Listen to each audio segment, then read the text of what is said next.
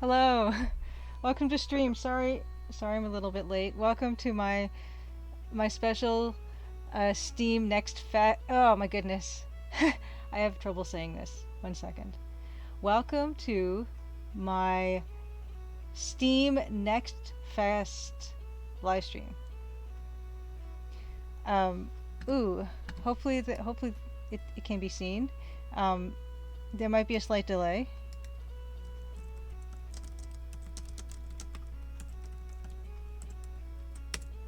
I'm just going to check my settings. Make sure that I'm streaming on Steam. I mean, yes, on Steam. That's where we are tonight. One moment. Stream. Okay. Yes, we are in Steam. Everything should be good. I'm hoping. Yep, everything's set up. Oh dear. I'll check on my phone and to see what we have.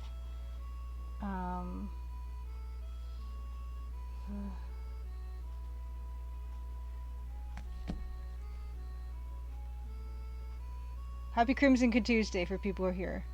Oh, great. Looks like all the streams on Steam aren't working right now.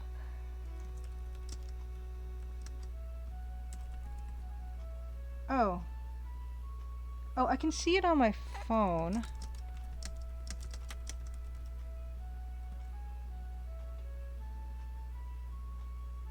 Oh dear.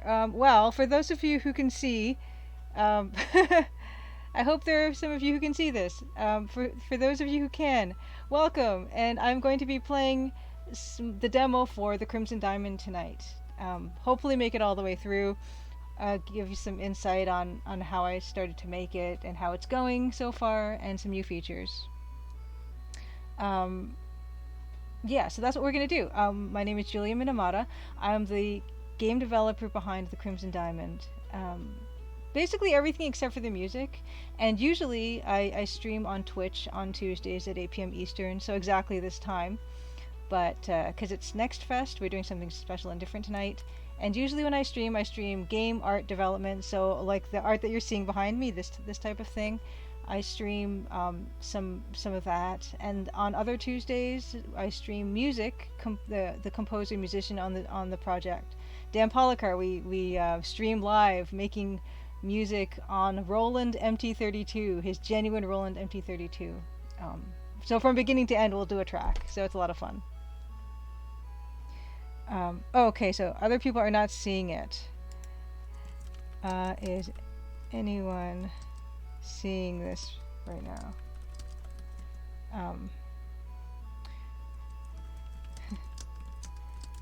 Please say yes in chat if you see this. Yeah, so yes, Steam looks like it's having some technical difficulties. Hopefully, okay, great. Some people are seeing it just fine.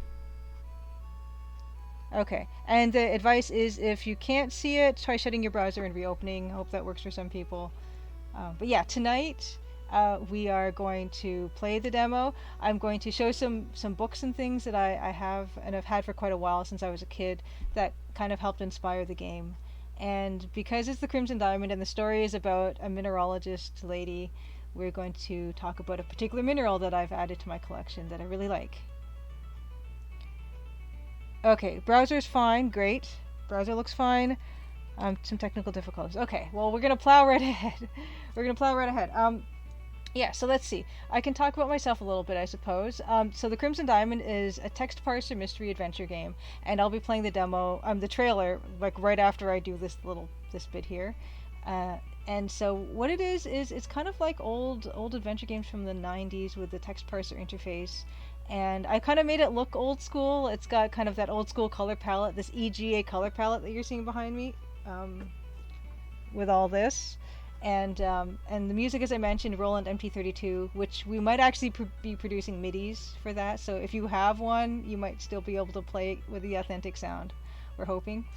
But I will freely admit that I was never really good at playing these types of games when I was growing up. So I'm trying to sand the edges and smooth it out a little bit. And I'll be showing some of the features that I've included to make the game a bit easier to play than the stuff I remembered that I probably never finished on my own ever. Blank for you in browser and Steam client. Oh my goodness. I guess it's on their end and not my end, unfortunately. Last week I even did a practice stream from my Steam store page just to check if everything was working, and I think it was working last time. Maximus, was it working for you last time? And just to Jeffy as well? Was last week kind of okay? And I wonder what the delay is like this time. What else can I say? Yeah, and I'll also talk about other stuff I've worked on and other projects I've been working on. The Crimson Diamond is my first solo project, and it's my first game that I'll be launching. But I've worked on some other stuff, so we'll show some of that stuff as well.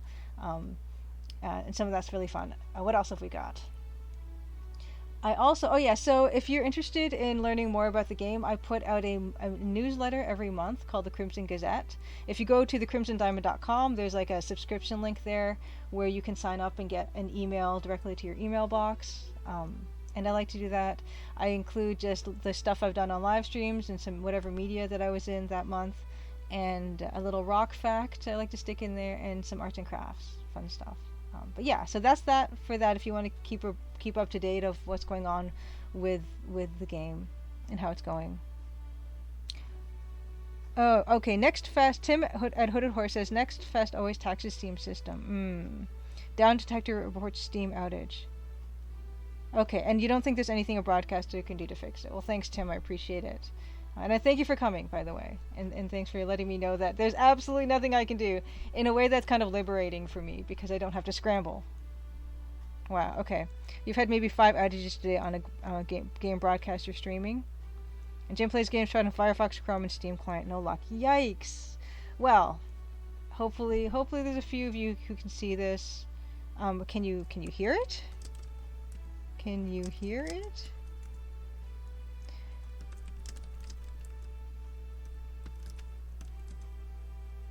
Okay. And so yeah, and that's another good thing. That's a good point. So for all my Twitch streams and all the streams I do, they eventually end up on my YouTube channel, as a video on demand. And so unfortunately, if you guys aren't able to see this tonight, you can watch the video on demand at a later date. And if you follow me on Twitter, I'm let's see. Oh, no audio, no video, no nothing. Okay. And Joey's Rattata can hear me. Great. Can you see me, Joey's Rattata? Okay. I'm at Julia Minamata on Twitter. I'll post the VOD when it's ready. Okay. You're fine coming through audio and video in Texas. It might be regional. Okay, great. Joey's Rattata, thank you. Okay, that's good to know. Moving on. I'm going to run the trailer to give you guys an idea of the kind of game that this is, and the kinds of games that have inspired me as well. So let's get on to that, and then from there we will move on to the demo without any time wasted. Okay. And here is the trailer. Crimson, Ontario was once a prosperous, lively mining town. But that was a long time ago. Now it's quiet, nearly deserted, and some folks aim to keep it that way. Nancy Maple is an aspiring mineralogist, assigned to follow the trail of a dazzling diamond. An intriguing cast of characters has converged under one roof, each meaning to get their own way. Or else. Will Nancy untangle the mysteries and machinations before it's too late? Will the sleepy town of Crimson shine once more? Find out in The Crimson Diamond, an upcoming adventure game by Julia Minamata. The Crimson Diamond demo is available on Steam and itch.io for Windows PC and Mac OS. Great, perfect. Yeah, so that's what the game looks like. And it's something that I've been working on for a number of years now. And it kind of combines a lot of my own personal interests in Canadian history, local history, mineralogy, geology, all that. And so let's just get right into the demo. Let me load it up. And then from there, I've got a bunch of other fun stuff to show you guys. I'll probably take breaks but while I'm playing the demo to show a few other things. I can see it's about 8:15 now. Why don't we I'll probably play the introductory sequence of the game, and then maybe we'll go into some of the inspirations that helps me make it. Let's see here. Let me launch it.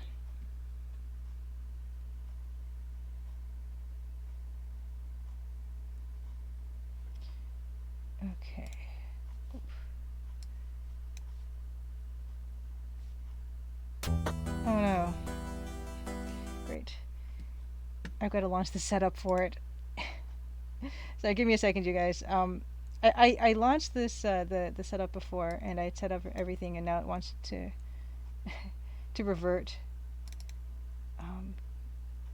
to to some old stuff. Oh no, an OBS disconnected. Reconnecting now. Okay, great. Okay, yeah. OBS is also having a bit of a time. So hopefully, give me 1 second. We're gonna get started.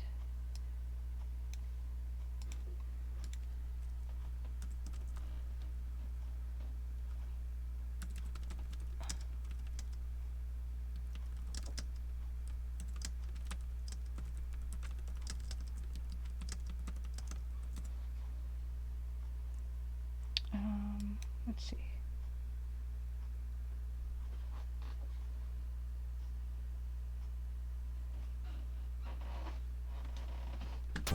Okay.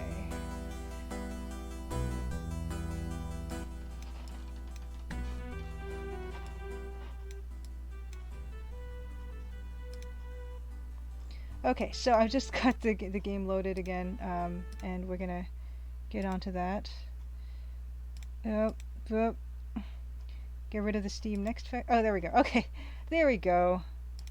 Yeah, here's the game. So, oh, and wow, my OBS is also not having very much fun right now. Okay. Great. Wow, this is pretty rough, you guys. I'm so sorry. Okay, so this is the game here. The music you're listening to right now was composed by Dan Polakar on a Roland MT32, and it's kind of all influenced by Canadian folk tunes and old adventure game music. And please let me know if it's too loud, anyone who can hear this right now, because I'm gonna turn it down a bit so that it's not really deafening. But when I mentioned that this is kind of, it looks and sounds like an old school like adventure game, but I'm trying to make it a little bit easier for people to play. One of the things we have here is I've got this tutorial, and the tutorial walks through steps for how to basically use the text parser for people who have never really played one before. And so I'm going to show you guys what that looks like. Okay, and so this is just a complete step-by-step of the room, and it says, "Welcome to the tutorial room. My name's Nancy Maple. I'll be showing you some of the basics of playing a text parser adventure game. Following the text prompts at the bottom of the screen will walk you through the tutorial. When you first enter a room, it's useful to start by typing look." And this is something that I included. This is in the current version of the demo if you download it on Steam. And it's something I included after I showed the game for the first time back in 2018 at an event called Wordplay in Toronto. I realized, this is not a familiar way to play games anymore. Text parser games are not that common. It's been 30 years probably since they've been all that common. And it would probably be a good idea for me to reintroduce this style to players. It's my favorite style. I love this style of adventure game. I've always felt way more immersed in this magical illusion of possibilities that the text parser can give you. So for instance, in this, one of the most common commands you will have in a text parser adventure game is look. When you type look in a room, the game will describe important features. You see a cupboard and a green door. The game will also list the other characters in that room. Jack is here.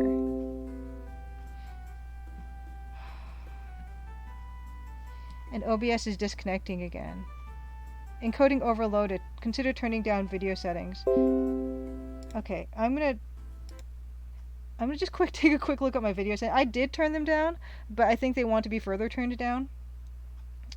Because it seems to be disconnecting a lot. And this was not happening on my test stream last week, but what can you do? Let's see, video. Output. Oh, okay, yeah, this went back up. Okay. Okay, I've downgraded the bitrate, so hopefully that'll reduce the disconnects. Okay, back we go. Back we go. Okay. Talk man or look woman will work too if you're having trouble with names. Type look Jack to learn more about him. when you first look at characters, this will only happen the first time you look at them. There will be sort of a description broadly of what they look like, and then what they are currently doing. And so what they're currently doing in the game will hopefully give you some indication of other things you can ask them about, or just give you an idea of what they're up to. So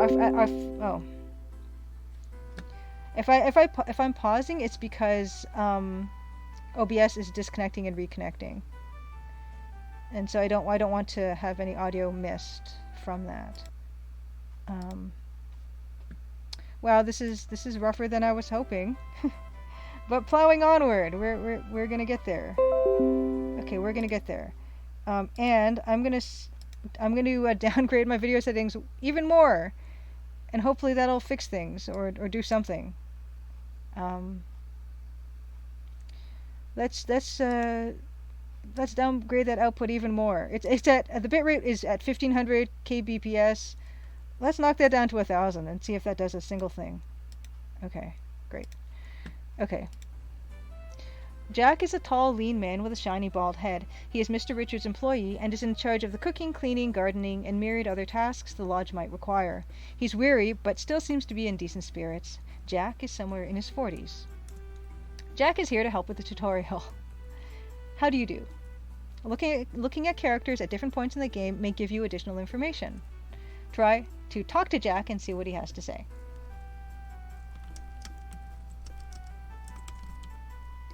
Talking to different characters at different points in the game will give you different responses based on what's going on currently in the game, and it will hopefully give some indication of what the player should do, or kind of point you to something that's interesting.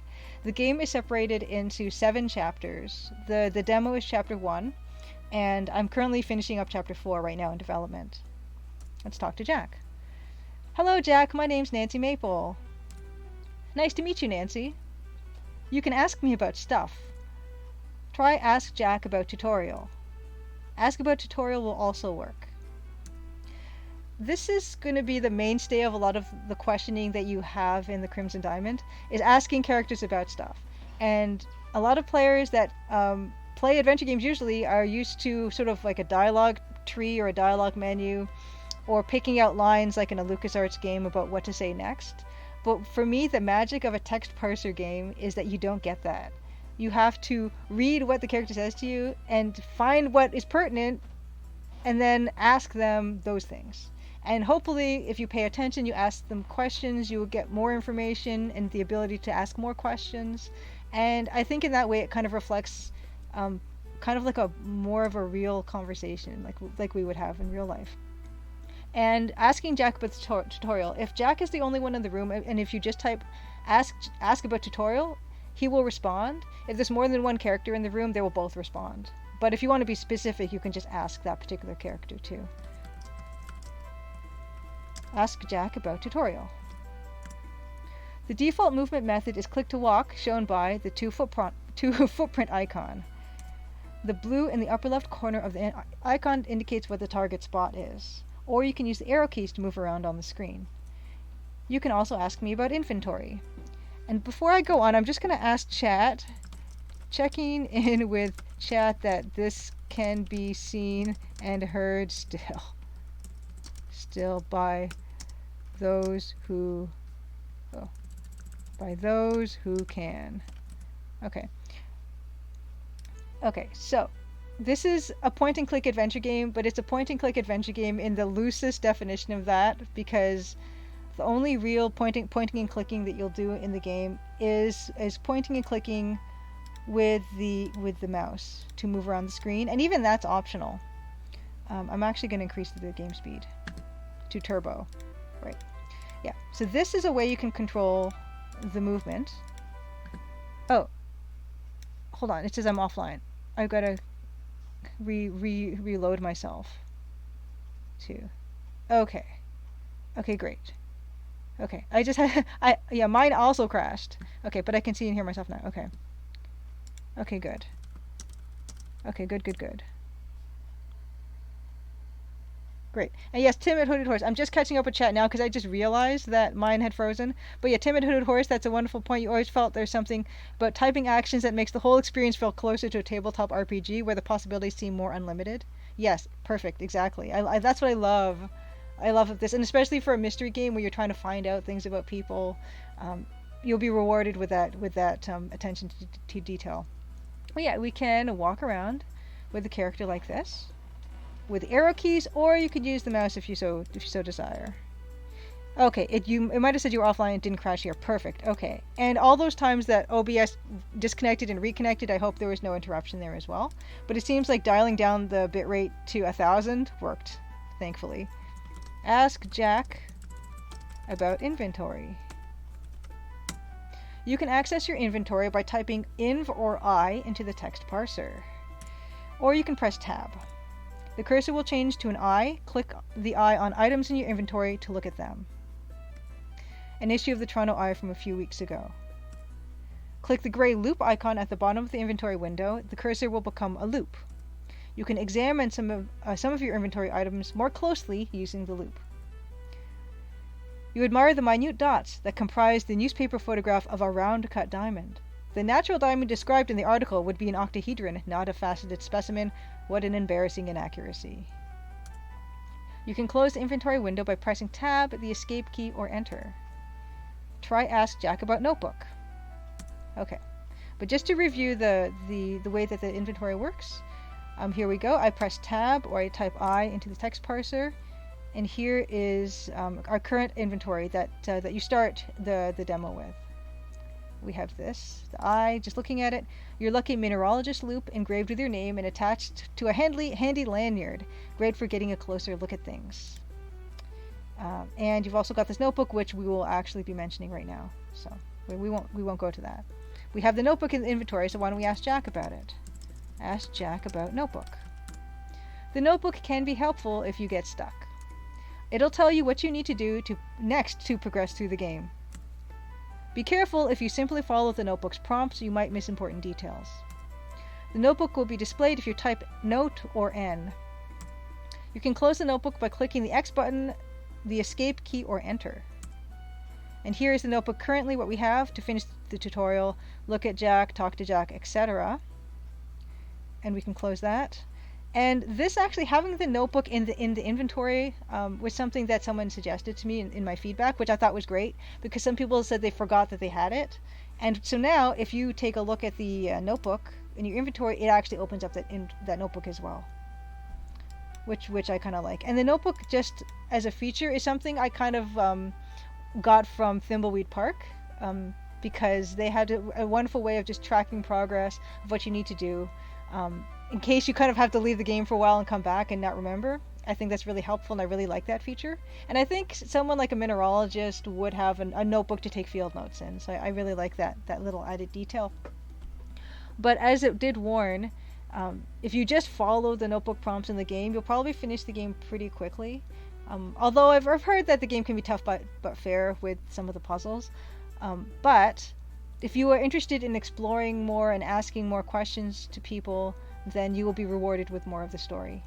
And one of the things I was careful about when I was designing the game, at least designing it so far, is I didn't want the player to have to ask very specific questions to progress through the game. I didn't want there to be a magic thing the player has to do that they don't know about. So if you have to ask something that will progress the game, then the notebook will explicitly say, ask Jack about notebook, and that will be your next trigger to enter the next section of the chapter or the next chapter. I wanted to encourage exploration in the game. I didn't want people to be afraid to ask questions, and I didn't want people to be afraid to walk into rooms and explore things. To me, that's the fun of adventure games. And some adventure games have kind of done that thing where you walk into a room and you see a conversation and you accidentally progress through the game that way. I didn't want that to happen here. I want the player to feel completely comfortable doing whatever they want, as long as they know what they need to do next when they feel like they're finished with that particular stage of the game. Oh, sweet. Thank you, BP O'Donnell. My broadcast is available from my store page. Thank you. That's a relief. Good to know. Thank you guys for the updates. I really appreciate it. Okay, ask Jack about cupboard. You can open the cupboard by typing open cupboard. If you type open door, it'll open the green door and not the cupboard door. Sometimes there will be more than one cupboard, in which case you might have to walk close to the cupboard you want to open. Okay. Okay, open cupboard. And what's nice is this room only has one cupboard, so if I type open cupboard, Nancy will know to walk to that cupboard and open it. Looks like there's something inside the cupboard. If you type look cupboard, the game will tell you what the cupboard looks like. If you type look in cupboard, the game will tell you what's inside the cupboard. Oh wow, sweet! Back on the front page of Steam, currently the 4th most watched view on Steam, visible on Steam's front page now, below new and trending. That's fantastic, Tim and Hooded Horse. When I start getting technical difficulties and service cutouts, I start getting sweaty because I think, oh my gosh, this isn't working for people, and they're going to click off and feel like, you know, this didn't work and everything, and that's the last thing I want.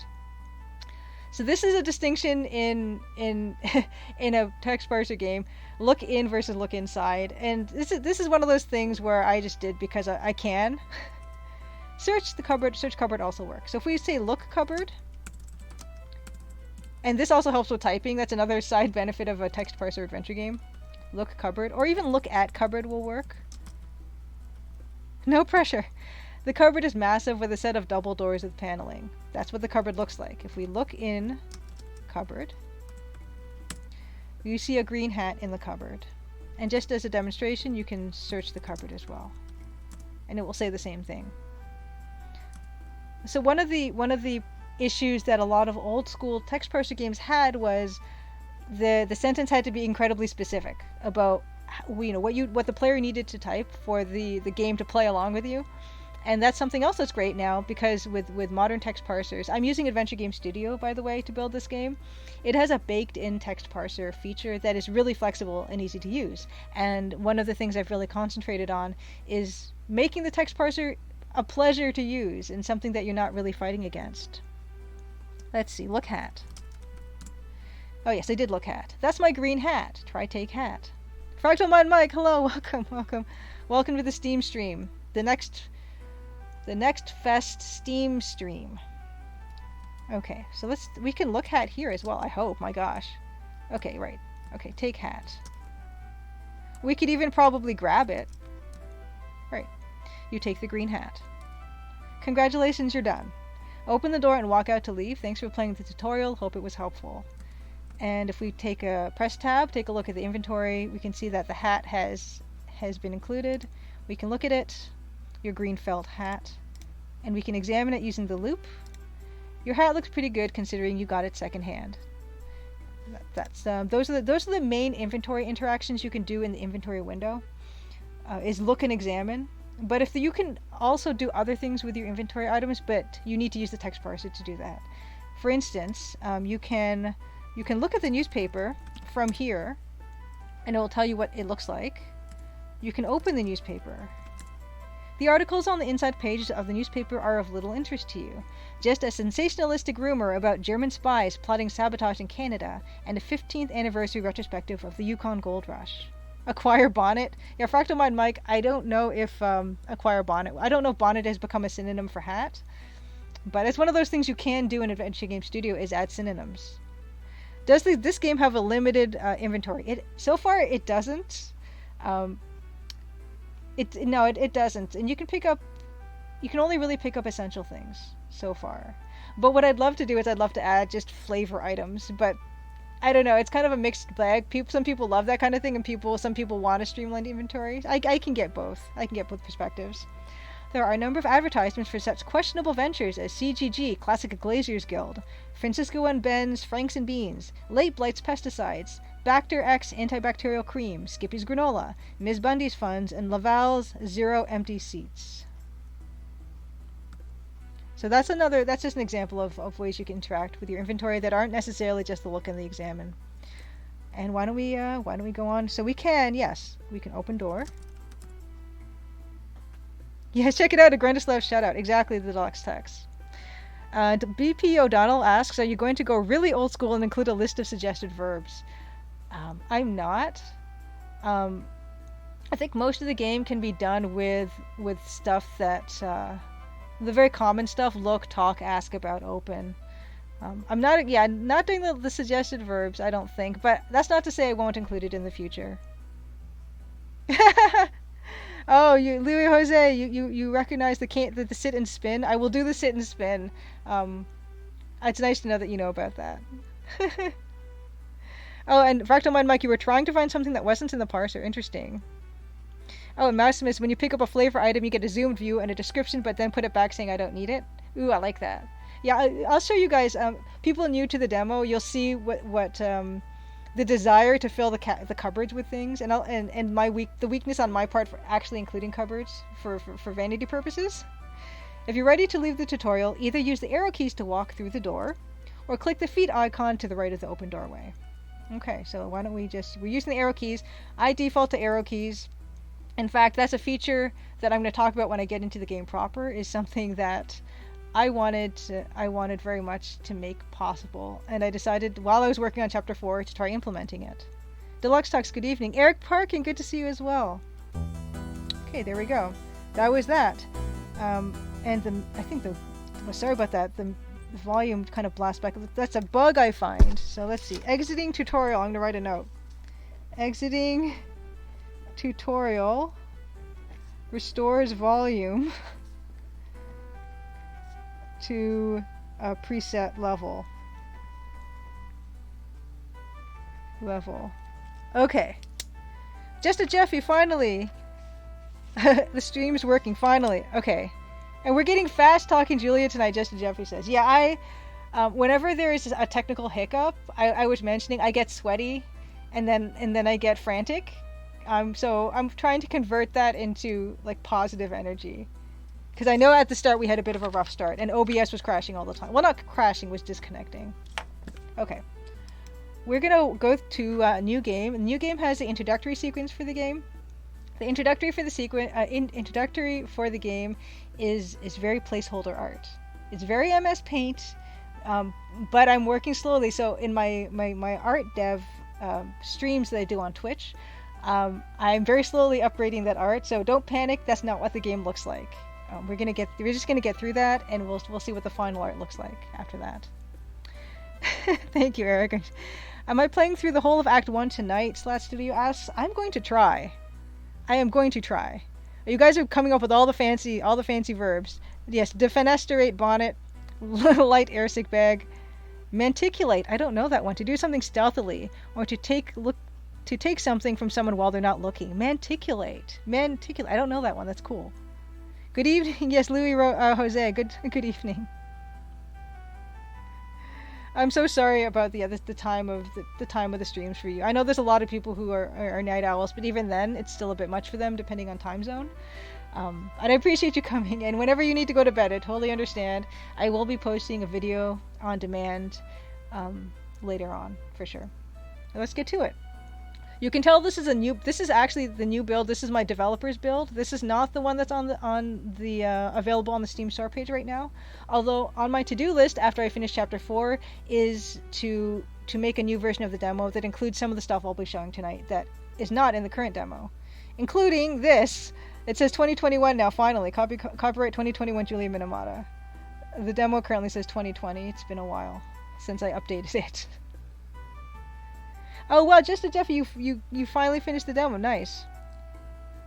Alright, let's get to it. Alright, Crimson Ontario, 1914. The game is set in Crimson Ontario in 1914, not to be redundant or anything, but I wanted to set it kind of in the past, because I like an old-timey feel. I like a world without mobile phones or easy travel. I wanted this place to be remote. I wanted it to be like an Agatha Christie type of mystery where you kind of are stuck in one place and there's no kind of outside interventions really. Oh no, Slat Studio, a mean spider bite. Good luck with it. Benadryl is a strong one. Yes, not in London. This is Crimson Ontario. So we're talking northern Ontario, kind of in the Lake Superior area, more specifically the James Bay Lowlands, I think it's called. Okay, here we go. The canonical name for this character is Doug Herring. the fisherman, and that is no, Doug Herring, Doug Bow. Well, this is going really fast.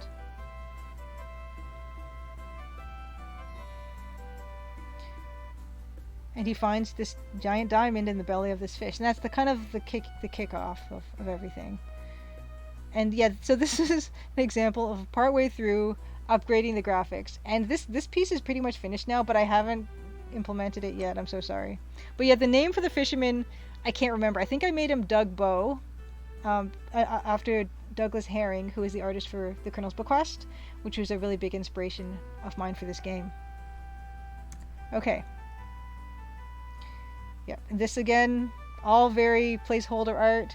It reminds me of the beginning of Fate of Atlantis, where he crashes through that ceiling. And this character is a very hasty reskin of a currently existing character in the game. Again, that's something I mean to change. There you are, Nancy. This is it, what we've been waiting for. And he doesn't have a walk cycle either, never mind. Far up north, a fisherman found a massive diamond in the belly of a fish. This could be a real boon for our mineralogy exhibit. We need something better than those dilettantes over in geology. Right now, currently, as the story opens, Nancy Maple, the player character, is working as a clerk at the Royal Canadian Museum, which is it closely resembles the Royal Ontario Museum here in Toronto, where I'm living. And I'd like to pretend there is a rivalry between the mineralogy exhibit and the geology exhibit, because when the Royal Canadian Museum opened, which I think it opened in sometime in this time period, there were 5 different main exhibit halls, and 2 of them were mineralogy and geology. And so I like to think that there was this. And if you go into the Royal Ontario Museum, into the side entrance, there's actually 2 huge, beautiful archways, and one has mineralogy carved over the top, one has geology carved over the top. I want our exhibit to be the talk of the town. As you always say, Professor. I know you're just a clerk with no formal training, but we can't spare anyone else to head up there. Some people really like the filler art, but I promise I will update it. I promise. I'm not usually in the habit of sending unsupervised young ladies into less civilized regions. But as luck would have it, the discovery was made near a lodge, where I'm sure you could stay while you conduct your field work. And that's another bit of a story note in terms of the time period this was set in. The first Canadian woman geologist was a bit before this time, but this same difficulty with not being able to go into remote areas to perform fieldwork if you were a woman was a thing. And so the first Canadian geologist lady, she had to stay in her local Ottawa area and perform all her research. And for Nancy, this is a chance of a lifetime. Not only is it a remote area, but it still has a lodge, considered civilized. She gets to go up there on her own, which is an opportunity she might not have had otherwise. You like the mix of LucasArts graphics and MS Paint graphics? There's something to be said. And Jessica Jeffy's right, the ROM is fantastic. If you visit Toronto, please go. The mineralogy exhibit is glorious. It is glorious.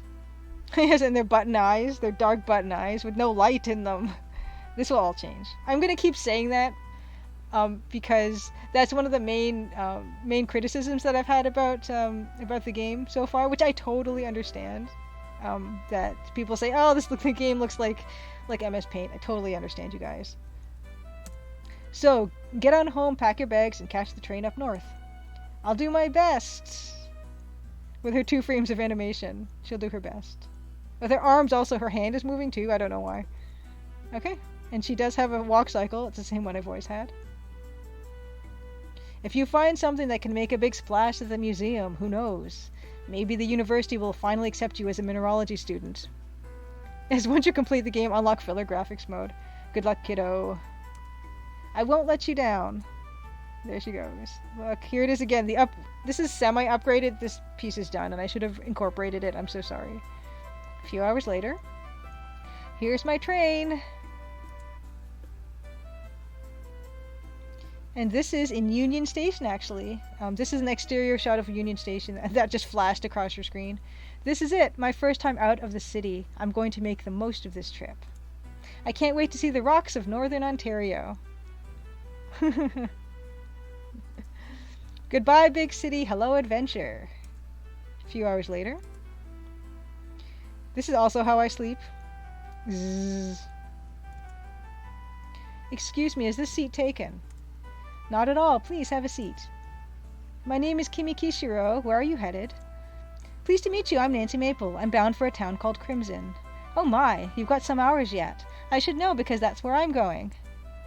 I'm a clerk from the Royal Canadian Museum. My boss sent me to check out the diamond claim up there. I haven't heard of that discovery. How interesting. He wants to give our mineralogy exhibit a boost. The geology exhibit draws more visitors.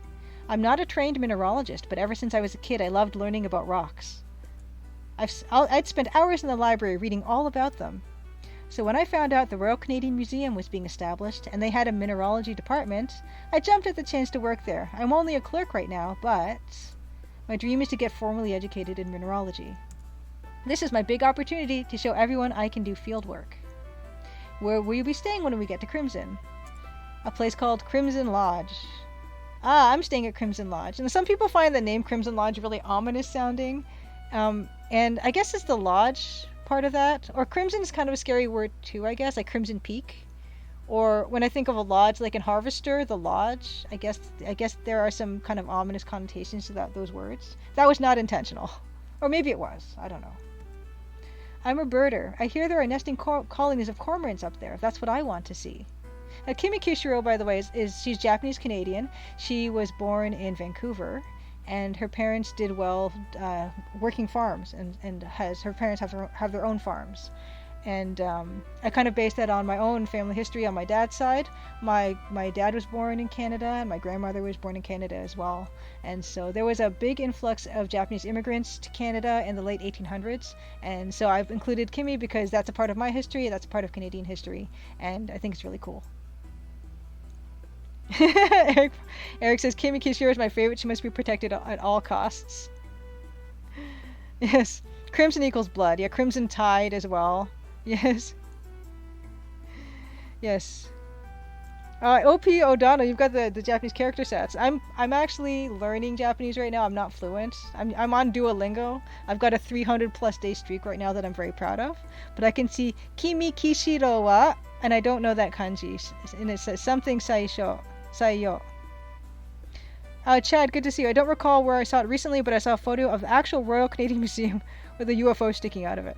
There is an edition called the Li Chin Crystal that looks a lot like a UFO has crashed into the original architecture, and it's a bit divisive. I don't know how I feel about it yet, to be completely honest. Yeah, so Kimmy's a birder. My mom is a birder as well. She loves bird watching. So this character is kind of my mom plus my dad's side of it. And I wouldn't mind seeing the Sioux Locks while I'm in the area. I'd love to see the big ships up close. The Sioux Locks are the locks at Sault Ste. Marie, and they were the biggest public works project in Canada at that time. It was a massive undertaking. It was all hand-dug canals. So Welland Canal is part of it, Sault Ste. Marie as well. Interlocking, everything got connected. That shipping route was along the lake system and the rivers. And super ambitious stuff. Super impressive. Wonderful, we can be traveling companions. I'd very much like that. Oh good, I'm glad, Louis, you like the what retro is meant to look like. Good thing there are no extra, I didn't do no extra effects, no particle effects, no transparencies, no lighting. There are days and nights in the game, but it's just a palette swap to like cyans and things to show that it's nighttime. Yes, exactly, Deluxe Tux. It's like a future building was transported back in time, but they got the location wrong, so they fused. That is the Li Chin crystal, without a doubt. Oh, I see. BP O'Donnell, as the first person who speaks to our hero unbidden, Kimi Kishiro is suspicious. You're not the first one to say that, and part of the fun of watching people play the games, I've seen some streamers play the demo on their streams, and just seeing people play at events, and them knowing that it's a mystery story, they've already all keyed up to notice things. Oh, she's suspicious, or he's suspicious, or I don't trust him. I love stuff like that. You and Kimmy chat amiably for a while. As the day wears on, the rhythm of the train moving over the tracks and the monotony of the scenery lulls you into a deep sleep. This is pretty good, I think. The conductor announces, Crimson, this stop. Oh no, where's my luggage? This is also a staple in adventure games. Is the player character starts with almost nothing. And also in the Colonel's Bequest sequel, The Dagger of Amon-Ra, when Laura Bow goes to the big city, New York City, her luggage is also stolen on the train. So there are little things here and there. There are no exact explicit Easter eggs in the game that relate to those older games, but stuff like this, I think, kind of does that same thing. Yes, you suspect every character, they're all suspicious. It's not here, I can't find it anywhere. My field kit's in there, what am I going to do? The train will be leaving soon. Nancy, we have to leave now. Yes, Deluxe Tuck says, I think the Colonel's Bequest has trained people to suspect certain types. Oh, Eric, you feel the urge to defend Kimmy. Kimmy's lovely. Yes, Chad, we all suspect Kimmy as the criminal mastermind who has trained birds to steal and hide valuable gemstones. The only suspicious thing about Kimmy is that there's nothing suspicious about Kimmy, Slat Studio says. Now, would I make a character that's based on my mom and my dad suspicious at all? I don't know. Oh, I had no idea anyone was still on the train. This piece is in the game. You do go back to the train station at a certain point, and that's why this pretty much looks like how it's supposed to look, and it doesn't look like MS Paint in 15 minutes. The real question, though, is what do I do with the blue mug, just as Jeffy wants to know. And Deluxe Tuck says, honestly, if the game turns into a lovely little game about bird watching in the countryside, I'd be okay with it. Wouldn't that be nice? Alas, too late for that here. Hello there. Hello. I didn't notice you on the train. Isn't that funny? This is another thing I like about doing the dialogue like this, and listening to people read the dialogue themselves and not have a voice actor do it, is it kind of is up to the reader how they want to read things. I could have read this, I didn't notice you in the train. Isn't that funny? Or I could read it, I didn't notice you in the train. Isn't that funny? I don't know. I love that ambiguity when it comes to just reading books or adventure games. So there is no voice acting in this game beyond what you and friends would provide it, and I actually like that. I think it's fun that way and more like a book. Yes, new art series MS Paint in 15 minutes. I should do that. Considering how long it takes me to upgrade the art, it'd be really refreshing. Not really. I was in the first class car. I'm here to see the nesting cormorants. Is that why you're here? Cormorant? Is that a type of rodent? Interesting. Why isn't Jack's walk cycle there? He does have a walk cycle, and he just kind of slid. Found a bug. Jack slides into train station. Thank you guys for being here with me while I bug test my own game in intro. But I was sent to pick up just one person from the station tonight. A European fellow, expert mineralogist on assignment, hired by the federal government on loan from Antwerp. I wasn't told he was bringing any secretaries, wives, girlfriends. I'm sorry for the confusion, sir. Jack. I'm sorry for the confusion, Jack, but we don't know this man at all. My name is Nancy Maple, and my friend here is Kimi Kishiro. Yes, Louis, nothing like spending your holidays in a forest made of EGA trees. And that actually reminds me, every year, I have a Patreon, and every year the $5 tier patrons get a physical Christmas card, or a holiday card, mailed to them, that is sort of like a EGA as best a CMYK printer can approximate. So if you're comfortable being a $5 tier patron and sharing your mailing address, I'll be more than happy to send you a holiday card when the time comes. Yes, live debugging. Just give Jack a segue and call it a day. Yes, the segue developed in 1914. Yeah, sorry, but this man is our secretary. I was sent from the Royal Canadian Museum to investigate the diamond claim up by Crimson Lodge. And I'm here to see the nesting cormorants. We're both here to stay at the lodge and go about our business. Do you know which way it is from here? You better hope the Antwerp doesn't get you, hero. That's another thing, BP O'Donnell, about Antwerp, because Antwerp has kind of historically, and I think to this day, is a real industrial center for diamonds and diamond cutters and things like that. And so it would be not unusual for the government, if there was a diamond claim in Canada, to maybe hire an expert from Antwerp, in Belgium, from Belgium, to come down and take a look. And just Jeff, you liked your card, fantastic. Yeah, and Deluxe Talks, that's another thing. People really did casually discount women not that long ago. I think it can still happen, but it was a lot more common back in these days. But, and Nancy's aware of this, but the way she approaches it is a way I hope is good for her for this era. Where she's just going to cheerfully plow her way through whatever she needs to do, Yes. I surely know where it is because that's where I drove out from. But I'm sorry to tell you, ladies, the lodge has been closed to the public for months. You didn't hear? My boss, Mr. Richards, he's getting on. He's done with the lodging business. Yeah, that's another thing. Yeah, BP O'Donnell.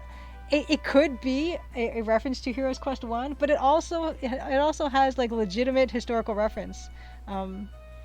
I find myself in some of the inventory items in later chapters. I remember them being inventory items in other adventure games, and I think, is this a reference or is this just happen to be the same kind of thing I need? And in this case it is. It's just kind of a coincidence, but I think when people see EGA and they see the word Antwerp and they know old adventure games, they immediately think the lovable, squishable, bounceable Antwerps from Heroes Quest 1, which is a game I really love. Or Quest for Glory 1 as well, is what it's called. Oh no, Louis, you're still getting nothing? Oh dear. I'm so sorry. I'm just gonna write that again. I'm a Canadian, so I'm so sorry for the tech issues. Okay. All he wants is peace and quiet, but then this whole diamond fiasco starts up, folks all up in arms. He's not pleased at all, I can tell you. This gentleman here is on the government's orders. Mr. Richards can't do much about that. But you two. Well, that's unfortunate, but you only have yourselves to blame for being uninformed. Let's be off, Jack. Just a Jeffy, I take it back about feeling suspicious about everybody. I don't suspect Albert. He's just a jerk, though, I think. Interesting. I love hearing people's takes. Good evening, ladies. The thing is there a Twitch link, perhaps? Sadly, no Twitch link this week.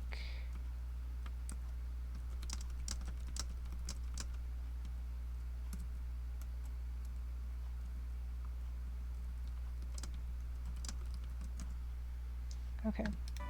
The thing is, this ain't no one's coming by here at this time of night. And the nearest accommodation is the lodge, which is a few hours away by automobile, even still.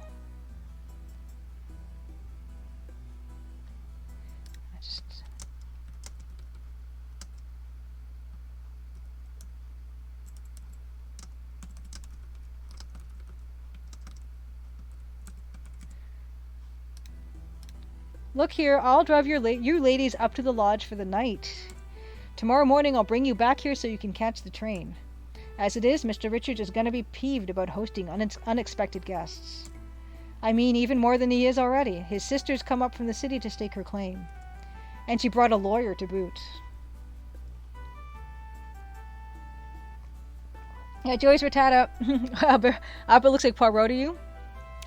Albert definitely... His look was definitely inspired by Poirot. I will say that. And a Belgian from Antwerp, which is kind of a Heroes Quest reference. There's a lot going on. And Albert just solves the whole mystery in the end Poirot style, the Deluxe text says. Come along now.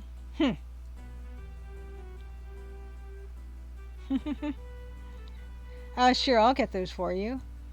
Yeah, you should be able to whack Albert over the head with the blue mug, Eric says. Yeah, he's not the nicest guy. Sir, enjoy the 3 frames of animation with these wonderful MS Paint trees. I think it's a pretty good effect. Sir, your trunks arrived a few days ago. Boy, they sure are heavy. Ah, yes, of course. My, it sure gets dark here at night. Lucky for you, I've made this trip many times. Used to be, folks would come out here in the summers for recreation. Before my time, settlers came to this area in hopes of building lives for themselves.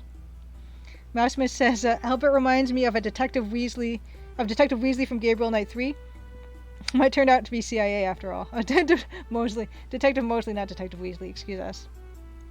But once the mines were used up, there wasn't much reason for him to stay. The soil ain't that good. Have you seen any cormorants? I'm hoping to see some. Yeah, Joey's Rattata, at least the wheels go round and round. Yeah, the car, the automobile, is pretty much finished in this state because it is in the game elsewhere, so I needed to have it finished. And I am pleased with how the wheels spin. Chad says the blue mug has multiple purposes. It just might. Yeah, they nest up on the cliffside. Stay away, though. They don't like being disturbed, particularly during nesting season, which happens to be right now. So, if you're so wild about birds, I'd let them alone. You'd do more harm than good. Yes, and you probably can make the wheels go backwards if you kind of squint a certain way. But I think the animation also kind of helps with the forward motion. Besides, tomorrow morning I'll be taking you right back to the train station. You won't have any time to go looking for them. Have any other diamonds been found around the lodge? First of all, no way to know if that rock even came from around here. I've lived in this area for years and ain't never seen any diamonds, so I know for a fact that it didn't come from these parts. They say that man cut it out of the belly of a fish. That diamond could have come from anywhere upstream. You folks are wasting your time, sorry to say. Who cares about shiny rocks anyway? No use to anybody. We shall see about that. Whoop. Your travel-weary companions resist your attempts at chit-chat. It seems that Kimmy and Albert have finally... I think I pronounced it Albert before. Kimmy and Albert have fallen asleep, although in the almost complete darkness it's hard to tell. It's impossible for Jack to hear you from the back seat above the cacophony of the engine and the automobile rattling over the rough country road. If you decide it would be best not to distract him anyway. Here we are, and the back view of the car is kind of it's not right. It's not right yet. Wow, it's spectacular. You know what? I almost don't mind having more bodies in the lodge. Feels not so empty. Feels like old times. Make yourself at home while you're here. Thanks, Jack. Welcome to Crimson Lodge. Miss Kashiro, Miss Maple, your bedroom is upstairs at the end of the hall on the right. The bedroom across the hall from you, that's Mr. Richard's suite. Try to keep quiet and stay out of his way, won't you? He shares the suite with Margot. She's his lady friend. After I get this luggage upstairs, I'm going to start up some supper. Wouldn't do to have you all starve, eh? Oh, thanks, Last Studio. I'm glad you like the the night scene and the Lux Tux you like the headlight dither. Why don't you explore the lodge a little? Talk to the other folks. Most important, stay out of my hair. I'm a busy man. BP O'Donnell, you like that? Yeah, and Joey's Rattata. Fractal Mind Mike, more bodies. Yes. I wrote that specifically to just, to get the mind tingling. So I'm glad you guys appreciate. Not literally, of course. Oh, and if you want to shower tonight, use the upstairs bathroom near the stairs. It's very pink. You can't miss it. Yeah, more bodies in the lodge. Sounds ominous. Wonder if Nat is still here. How many places do I got to set at the table tonight? I'm going to my room. You and Kimmy head upstairs to your bedroom. You don't have any luggage to unpack, but you hang your hat and coat on the footboard of your bed and consider yourself settled in.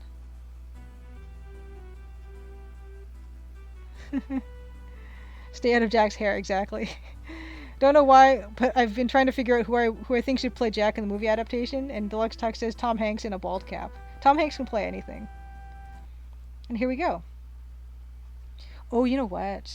Yeah, this is a developer build, so I don't have all this. Usually, if and when the player does skip the lengthy introductory sequence that we just experienced together, the game will still give you a bit of a tutorial in this part of the game.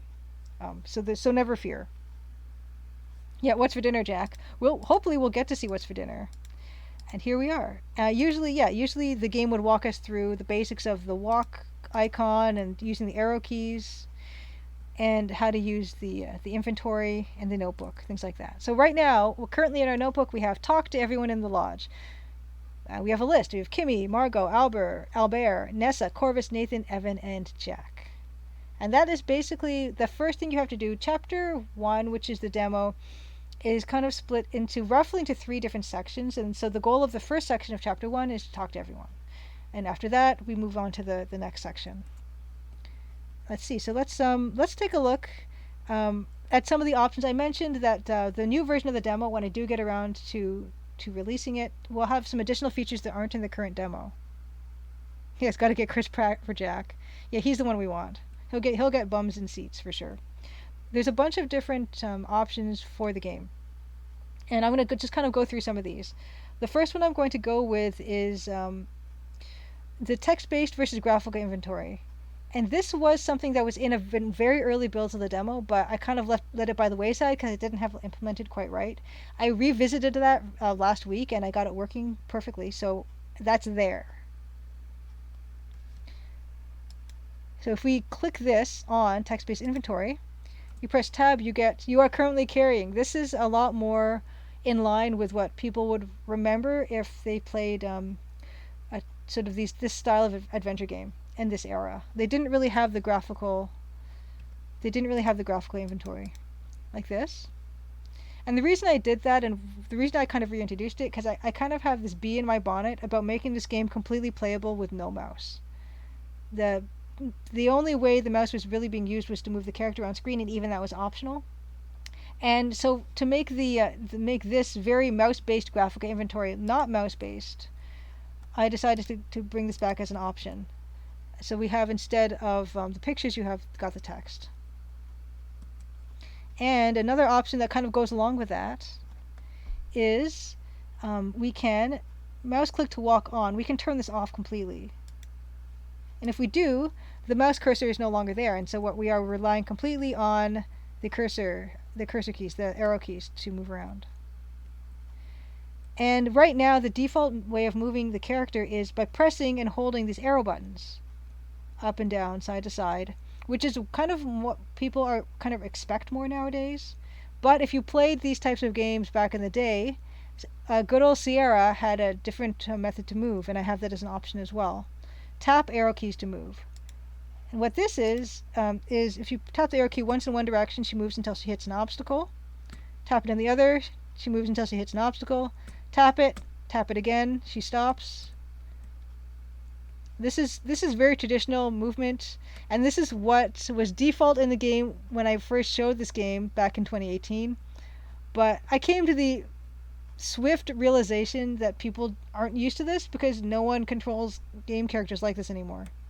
And so the default now is press and hold arrow keys to move. Yes, BP O'Donnell AGI style. Yeah, inventory, if you so desire. And so this is just a way to make this game completely playable with the mouse. I mean, without the mouse. Deluxe Text, you're fully going to play 100% keyboard if possible, but you're undecided if you want like text or graphical inventory more.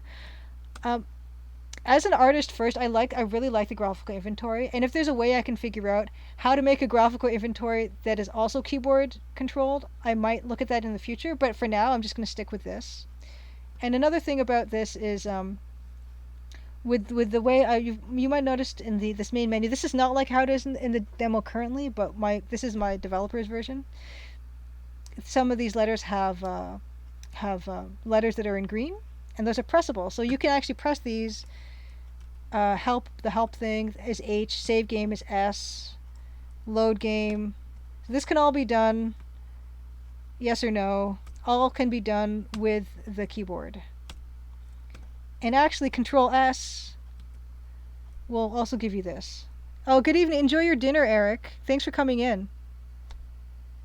Oh, you think, Fractal Mind Mike, you think the tapping of the arrow keys Sierra did to make it easier to die in the games? Yeah, I'm glad that you guys appreciate having the option between pressing and holding the arrow keys and tapping the arrow keys in terms of your movement option, because I know that certain people will like certain things, and I wanted to make the game as sort of approachable for everybody. And yeah, you can start, so we can say beginning, and press enter. I think it's, yeah, we can restore that way as well. Press enter. I guess it's not, there we go. So yeah, you can control the saving and the loading also with keyboard. And so yeah, that's a good way to kind of be that. It's not fully implemented yet, but we're on their way to do that. Oh, F5, I think does F5 do it? Yes, F5 and F7 also do it. Yes, they do. Okay, so our first order of business, of course, well, why don't we look at the room we're currently in? This is the bedroom we are sharing with Kimmy. A pair of twin beds and matching nightstands are set against the east wall. Kimmy has claimed the bed closest to the fireplace. A clever move on her part, as summer nights are still chilly this far north. Kimmy is here. Why don't we look? Look at Kimmy. Kimi Kishiro is a petite Asian lady in her late 30s. She's ruggedly dressed in knickerbockers and sensible shoes. She seems shy and doesn't reveal much about herself. During the train ride, you manage to glean that her family emigrated from Japan in the 1870s. Kimi is writing in her sketchbook with a pen. This is what I mean about paying attention to what characters are doing when you look at them. We can ask Kimi about sketchbook if we want. Oh, yes. And this is something. It would be rude to start asking about topics before talking to her first. And that was just for me as a game developer saying, I want you to talk to these characters. Yeah, talking to characters as the game progresses can be helpful too, so let's talk to Kimmy. I've never been to a place like this before. I'm excited to explore, and I love meeting new people. Yes, you are the inquisitive type, aren't you? Jack did invite you to introduce yourself to everyone else, after all. It's only polite. I most certainly am, and would you like to join me? No thanks, Nancy. I'm exhausted. That bumpy ride from the train station has left me a bit frazzled. I'm looking forward to some peace and quiet before dinner. Ah, I can take a hint. I'll leave you be. Then we have a little score sound that I hope was audible. I'm sorry you won't be able to stay at the lodge and see those nesting cormorants. Who knows what tomorrow will bring? I like to live life day by day. The notebook will track main objective progress. You can also ask characters about different topics. Yeah, so I guess this is some of that tutorial stuff. You must specify who you're asking about, then what you'd like to ask. Actually, you don't. So I should actually eliminate this message because I mentioned you can just type ask about lodge and it will ask everyone in the room. So let's delete you must specify. This is good. This is all good. Okay. Hey, she's worrying about being too rude. She really is Canadian. Okay. Try ask Kimmy about birds or ask about birds. Okay, so you can see the notebook has updated itself and we have talked to Kimmy. Okay, so ask Kimmy about birds. I've heard there are nesting cormorants in this region. Nowadays they're rare. Fishermen kill them because they think the birds eat up all the fish, but it's not true. Poor things. We can ask Kimmy about Jack. Jack is my hero. He brought us to the lodge. He didn't have to do that. I mean, I'm not going to stand here and ask everything, but just to give you an idea, she mentioned, we can ask about her parents. I was born in Vancouver, British Columbia. My parents immigrated from Japan. They have a farm in Vancouver where they grow little flowers and a little flower shop. I'm so proud of their hard work. BP O'Donnell gives us some background about why Sierra had tap to move. The IBM PC's built-in keyboard handler couldn't tell if a given key was being held down or not. So that's an interesting technical detail. I don't think Kimmy knows about that. Ask Kimmy about life. I'm sorry, Nancy. I don't know anything about that. All right, let's go ahead and open door. Oh, also another thing that I've added in these games, just as a complete indulging my own fancies, is you can sit in just about every room. And it doesn't do anything, it doesn't help anything. There's no game reason for this to happen. At this point, there are no puzzle reasons for this to happen. I just did it because I think I want to sit down sometimes. And you can't really sit down a lot in a lot of these adventure games. It's really self-indulgent. There are other really self-indulgent things I've done in this game, and I will share them with you very soon. Okay, so let's open door. Yes, and here's me sneaking in more tutorial aspects into the game just to help people figure stuff out. Type H or help to open the help window. There is a list of parser shortcuts to simplify using the parser. Example OD means open door. Okay. And here is, there are some keyboard shortcuts for people who have trouble or typing or want to be more efficient. These are the most common kind of things you might want to do or memorize. I use them sometimes for testing and I find them really helpful. Marsman says, if you sit, Nancy should give you a hint about what to do. Yeah, she's sitting and thinking. For instance, yeah, OD, AAB, Lodge. Yeah, there's a few things. So for instance, I can walk up to this door and I can say OD, and she'll open the door. And here we have another kind of room. And this is one of my first kind of indulgences that, well, second after the sitting, that I did program into this, laboriously animated and programmed all this. Open closet. A lot of the stuff when you play the demo, if you hopefully do play the demo, a lot of the cupboards, most of them, are empty. And instead of making them not be openable, and instead of not having them at all, I just made them and they're empty. And I'm hoping, when I finish the game, I can go back and add kind of flavor text into some of these places and have objects and clothing to tell you more about what the characters are like. But I didn't want to not have furniture in rooms, in bedrooms. Like, people have drawers and people have, wardrobes and things. And it only made sense for me to have them there. And then it only made sense for me to have them, be operatable. Like, you can open and close them. And you'll find there's a lot of that going on here. So please, if you play the demo and you open up a lot of the cupboards and wardrobes and they're all empty, don't be discouraged. Eventually, I'm hoping in a subsequent version of the game, there will be little rewards for people who really want to get into it. It's not since Quest for Glory 4 have you been able to open so many cupboards. But we'll leave them for now. Yeah. Yeah, and see, and that's another thing Maximus mentions. Depends on the room. Many are guest rooms, so empty is okay. Yeah, this Crimson Lodge was kind of like an inn, like a lodge, where people would stay. So it would make sense that some of the furniture would be empty. It's true. It is true. But yes, here is this room. This was the second or third room I made. This poster is a poster that does exist. It's a Henri Toulouse-Lautrec poster that I really like, and you'll find little bits of art here and there in the house just because I enjoy it so much. But yeah, here we have another character here. So let's take a look. Yeah, let's look in general. The boudoir transports you to fin de siècle Paris. It's shiny, opulent, perhaps slightly tacky, and very, very pink. A mirrored vanity is the focal point of the room. Exotic perfumes hover in intensely localized clouds that you can almost see. Every movement stirs air currents that bring new scents to your nose. A powder compact is on the vanity. You see a pretty blonde woman in a fashionable dress. So why don't we give this place a smell? Margot's boudoir is a dazzling melange of scents. You smell a subtle jasmine scent. You smell a bright neroli scent. Neroli's orange blossom. Oh, that's another thing. If you press the space bar, the parser will give you what you had last typed in case you wanted to ask people a lot of questions. You don't have to type ask about over and over again. You smell, okay, yeah. You smell a powerful aroma of roses. Yeah. Okay, let us look at woman. A slim blonde woman sits at a vanity. Talk to woman. Woman? Hello there, it's nice to meet you. My name's Nancy Maple.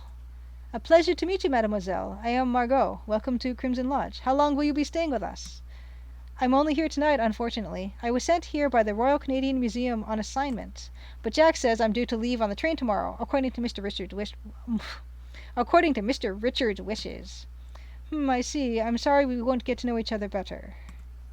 Crimson Lodge is a lovely place. I was a city girl for a time, but those days are behind me. And checking our trusty notebook, we've talked to Kimmy, we've talked to Margot. Let's look at Margot.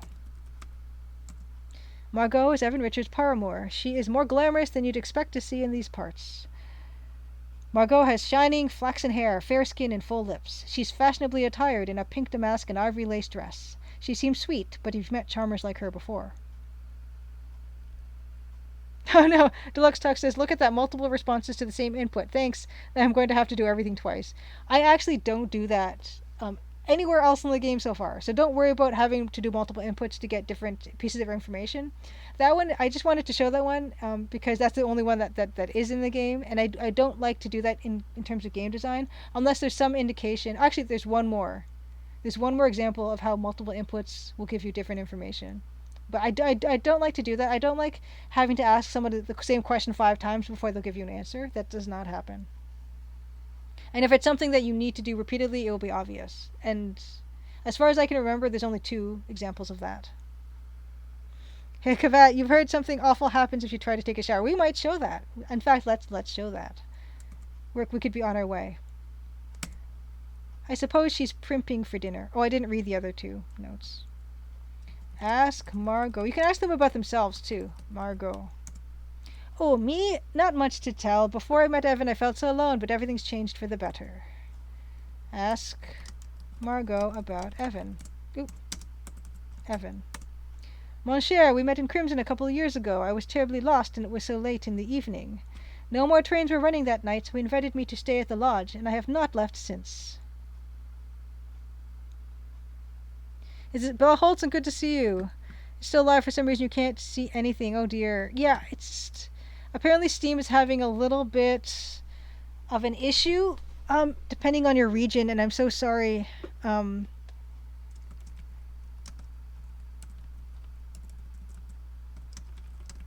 Steam is having issues.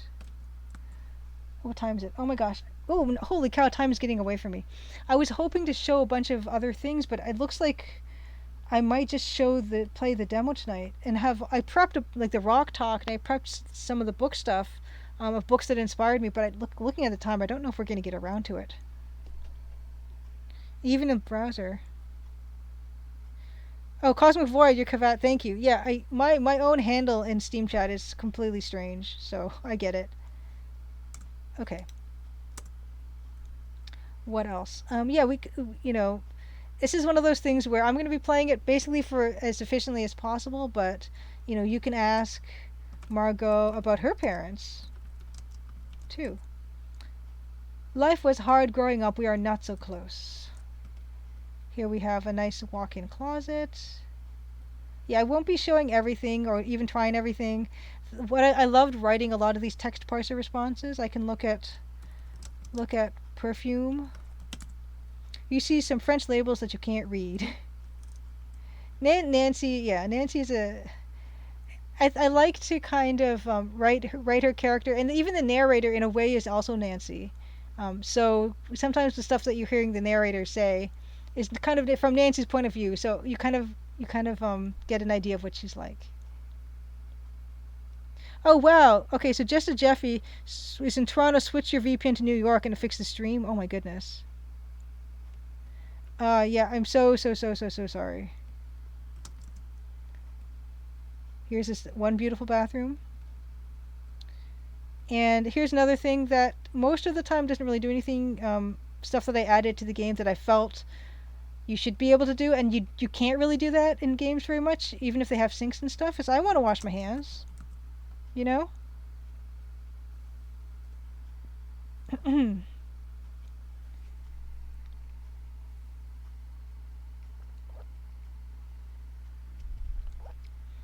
actually, you can do all this in stages yourself as well. So we have some people turn on these taps and just walk away. Some of you all are just turning on the taps and walking away. And I don't know what to say to you.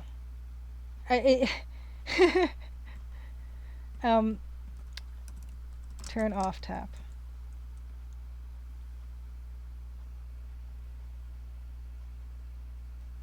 Oh, perfect. Yeah, Deluxe Talks. For sure. By the way, Deluxe Talk says, I'm way too shy to initiate, but if any Crimson Tuesday regulars want to be Steam friends, I'm totally down with that. Yeah, I mentioned Happy Crimson Tuesday. On the sidebar, I think you can see that on Twitch, I'm at _Maple Mystery, and at _Maple Mystery is where I stream usually. So every Tuesday, 8 p.m. Eastern, so same start time as this week.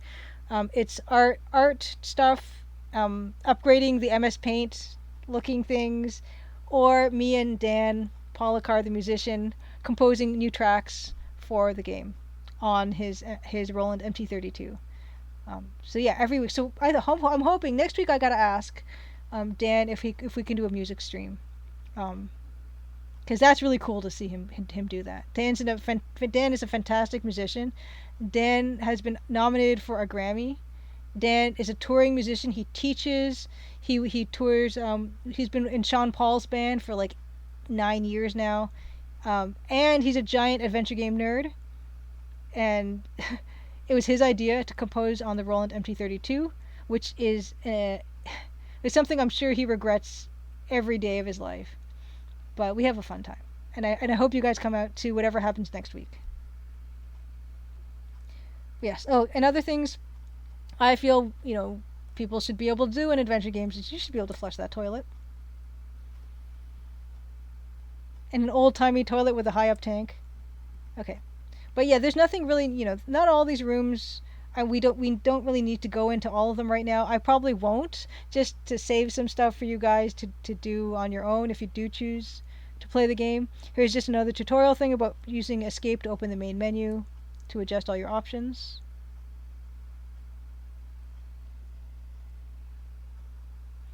Yes, thanks for the Fractal Mud Mike. Thanks for the link. Yeah, _Maple Mystery is my Twitch. If you follow me there when I go live, you'll hopefully get notified. Although sometimes that doesn't happen either, but it's possible that you'll get notified. I think this is and inventory RI. Yeah, so this is all hidden tutorial stuff for people who may have missed all those other ways to do things, and could possibly learn it now.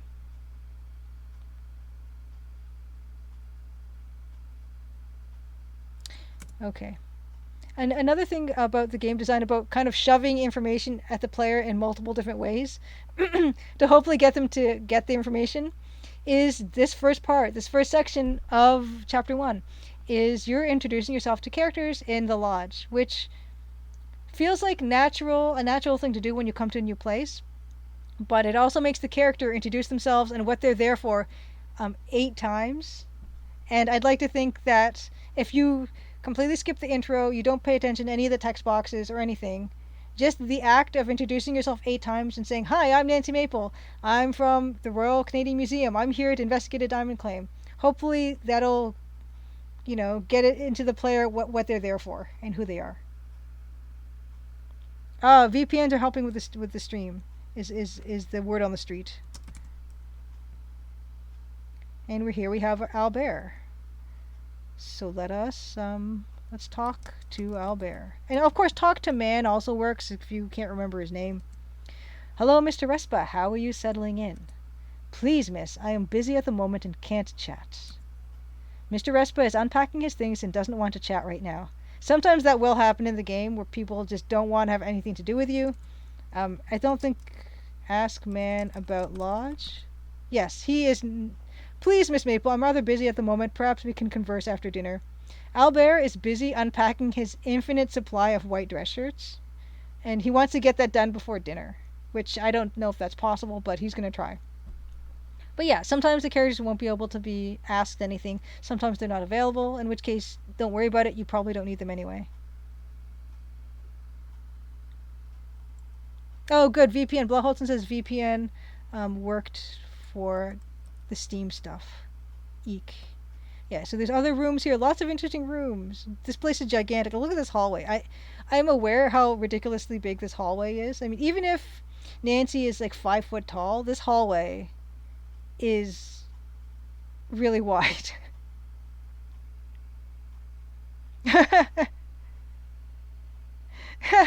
Oh my goodness. Cosmic Void says, "I think Talk to Man should not be allowed. Make the player remember the names." Yeah, this place is big.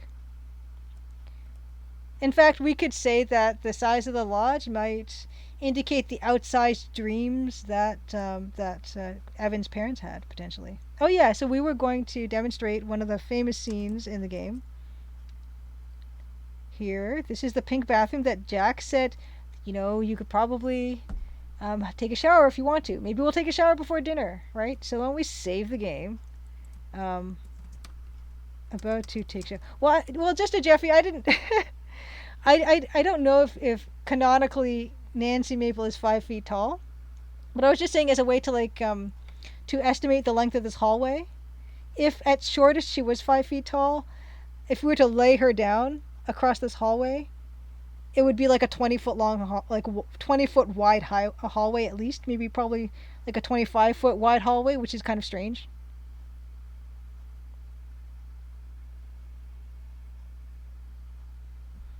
Oh no! Oh no, Louis! You're saying. Louis said, "Is this what's finally gonna make me get NordVPN? What all those annoying YouTube adverts couldn't accomplish, the Crimson Diamond does in one stream that I can't even watch. I'm so sorry. Like you can't even. I I wish so hard that everyone could see this right now. And just to Jeffy, she's only 5 foot tall. Well, I'm 5 foot tall, so thank you. It's plenty. I'll have you know. I'm gonna look forward to going to events, and everyone's gonna be shocked because everyone, for some reason, thinks that I'm taller than that or whatever. But no, I'm sure Nancy's taller than me. Yeah. But anyway, at the very least, she's 5 foot tall, which would make this hallway extremely wide.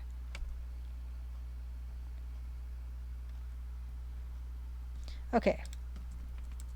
Nancy does have one alternate sprite. It can only be viewed in this room under very special circumstances. So yeah, why don't we close door? No, just a Jeffy. I don't. It's fine. Don't worry about it. I like my height. Well, sometimes I do, and sometimes I don't. Mostly it's fine. Let's see. Yeah. So why don't we? I don't know. You want to take a shower? Let's like remove clothes. Oh, I see. Yeah, this is a I forget what the rating is on Steam for this game. It's not R. It's not like mature. So we're definitely not going to see her undress. BP O'Donnell, I sound taller than 5 foot. Thank you. I guess people, it's like that cartoon logic of if someone it has a bit of a lower voice, or things that are small have high voices, right? I think. Here we are. So here's Nancy in her towel. And no, you can't leave the room in this towel. I won't let you. Yes, you aren't about to sashay out of the bathroom in nothing but a towel. Yeah. Nice try. But she can do some things one-handed. I think she can still flush the toilet. Yeah. She can still flush the toilet. She can still open the cupboard or O the CU. And I actually made the sprite reflected in the mirror in case the player wanted to open it, because you only need one hand to open and close the cupboard. And so I made it so that you could do that.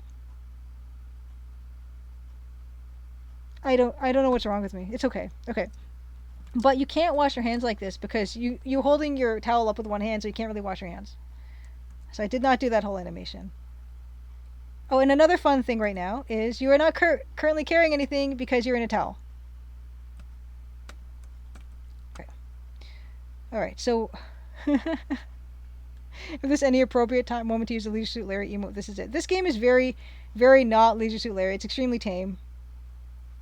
It's a cozy mystery. The genre for the Crimson Diamond is cozy mystery, which means we're not going to go too extreme with like violence or like sexual content or particular, not gory. It's very tame, very very warm blanket, just like the warm blanket of nostalgia of having this type of graphical palette, like this palette, the graphics, the sound, everything. Don't worry. Although to be fair, the Colonel's Bequest did scare me when I was a kid. You're currently carrying regret. Yes, we're currently carrying nothing. But yeah, let's turn on water. Tux talks. You should totally have the towel as the one inventory item. Well, you're not carrying the towel. In the same way that your clothing is not in your inventory when she's wearing her actual clothing. But I like that as an idea. But let's turn on that water. Turning on the water. It's just like any other type of in real life when you take a shower. So let's pull that valve thing. Okay. All these sound effects are made by me in a a browser music chiptune program called Beepbox. It's very excellent. Yes, Cosmic Void. It is scary. Cosmic Quest is scary. Let's get into. Let's take a shower. Can we just take a shower? Right. Okay.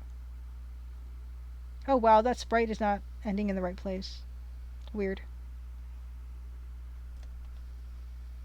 Yes, and the time system in Colonel's Bequest is pretty scary.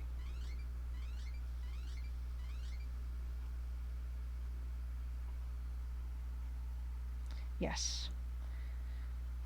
There that is. Well, that's about as scary as it gets. I guess that's pretty scary. That's kind of the difficulty when you design any type of game. Is wow, everything's really laggy right now. That music cue came really loud.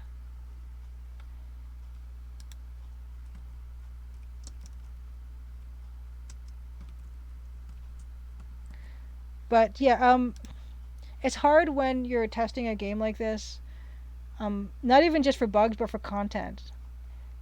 It's hard for me to think, oh, is this interesting or fun to do, or anything?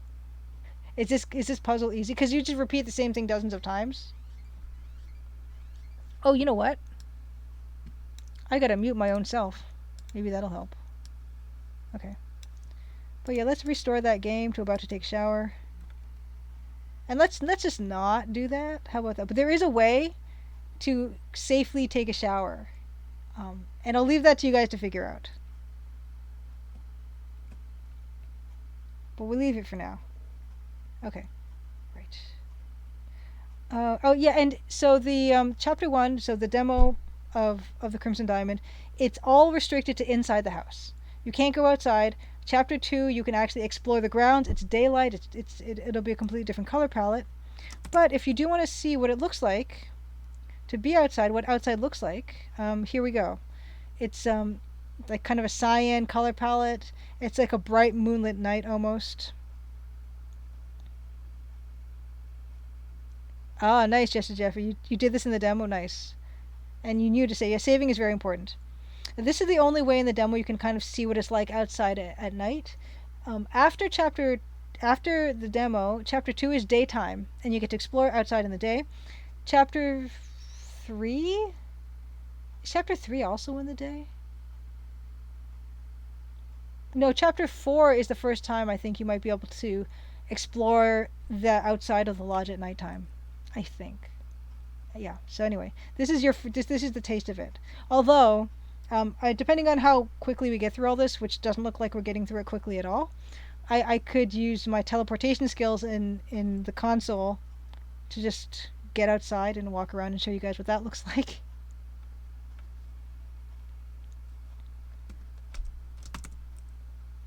But yeah, we're on a mission. We need to get to. Okay, we need to talk to a few other people. Okay, so. See, here's the front door if you try to leave. My goodness, it's dark as anything out there. I have no need to go out this way right now. So no, she won't leave. And I have mentioned that previous versions of the demo, you could kind of get out if you were clever about it, but no such thing now in the new demos. Okay. I hear voices near this doorway. I wonder what they're talking about.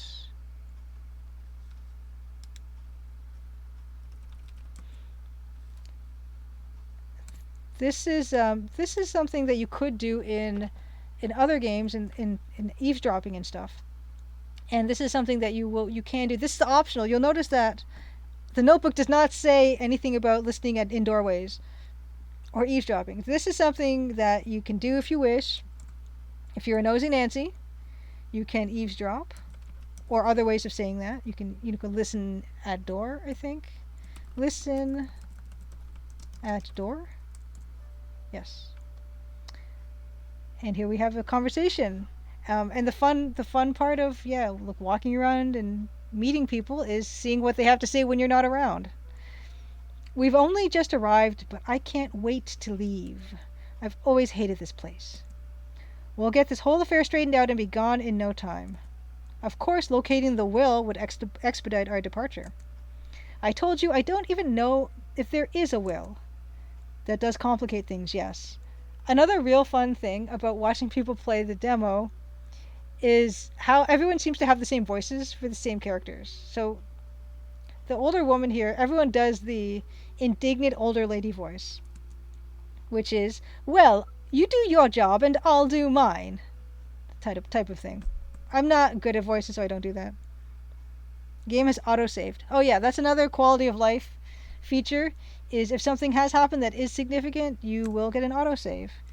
And it will be listed there. So there'll be an exclamation point mark thing at the start of the autosave games so that you know which ones are autosaves and which ones are your own saves.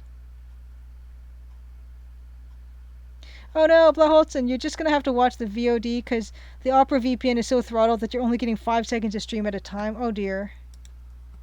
Thanks so much for coming. Yeah, I feel bad, although I know it's on the Steam end. Okay, but yeah, so here's autosave feature. So we're gonna cancel. And when we go into this room, take a look at these folks. Here's another painting. This painting is it's an actual painting that was around during this time, and it's by somebody from a very famous Canadian group of painters called the Group of Seven, and it's by A.Y. Jackson. So why don't we actually look at painting? The oil painting depicts a canoe docked on the shore of a lake. While you are no expert, you feel it is quite well done. Can we examine? No. But yes, it is. The other one upstairs is a Lauren Harris painting, which is also a Group of Seven painting. And that one does have a plaque that says L. Harris. And I should put a plaque on this one too. But let's take a look. The parlor is fussily decorated with elaborate wallpaper and a cushy carpet. A cut crystal bowl of Jordan almonds sits on a low table. There is a fancy pair of armchairs and a camelback sofa. A small bronze sculpture stands on an ornate cupboard. You see a stern older woman with gray streaking her brown hair. You see a tall, natty man with brown hair and a striped vest.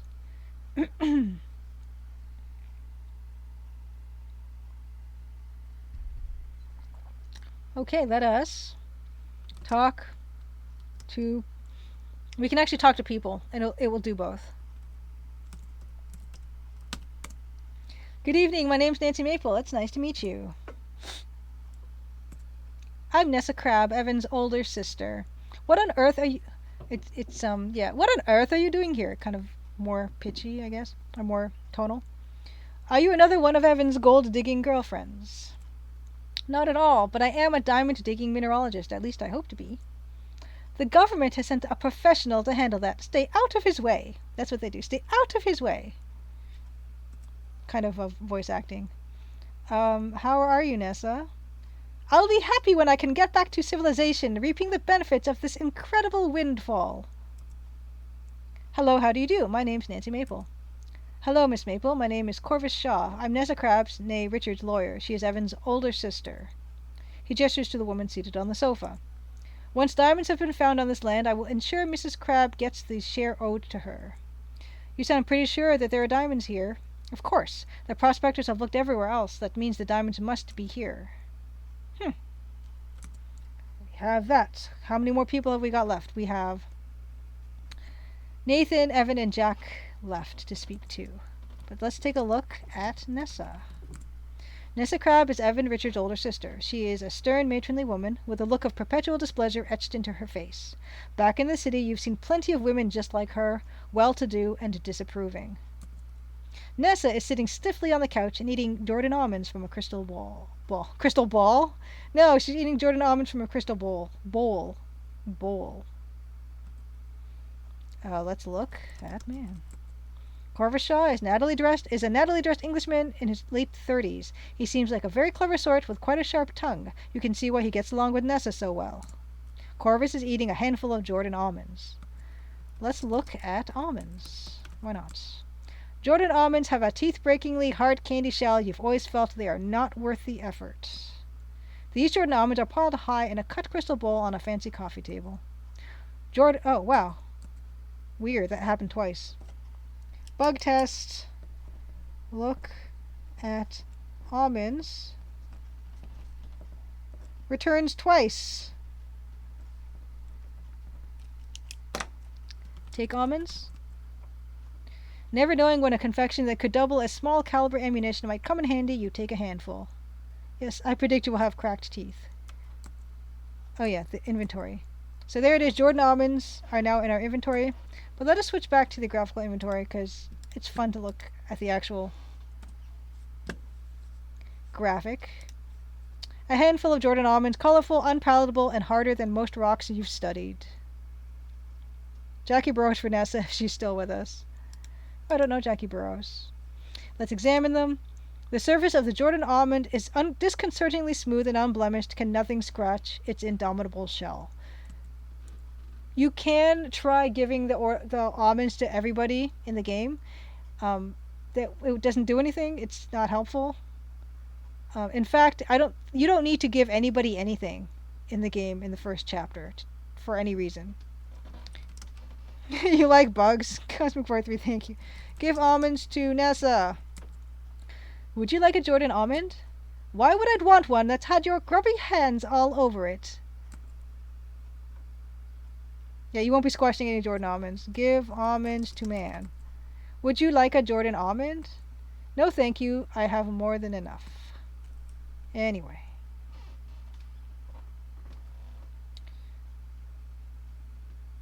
Okay, so why don't we go next? Here. I hear voices near this doorway. I wonder what they're talking about. We did listen at door. Why don't we try eavesdrop this time? So, what are we going to do about this? What are we going to do about it? We aren't going to do anything. I'm going to stay out of everyone's way and wait for all this to blow over. But what if they find? Shh! Listen, if you want to talk, we'll do it privately later. Meet me in the study after dinner. Game is autosaved. Let's go in there, see what's going on. Let's have a seat. You sit down. Oh, that's another thing. This is another ridiculous thing that I've done. That, I don't know. You can sit in the parlor, but there are two places you can sit in the parlor, and this is the only room in the lodge where you can sit in two places. Sit. You can sit here. You can sit here. Yeah. I don't know. Or you can say sit on sofa. So I'll do that as well.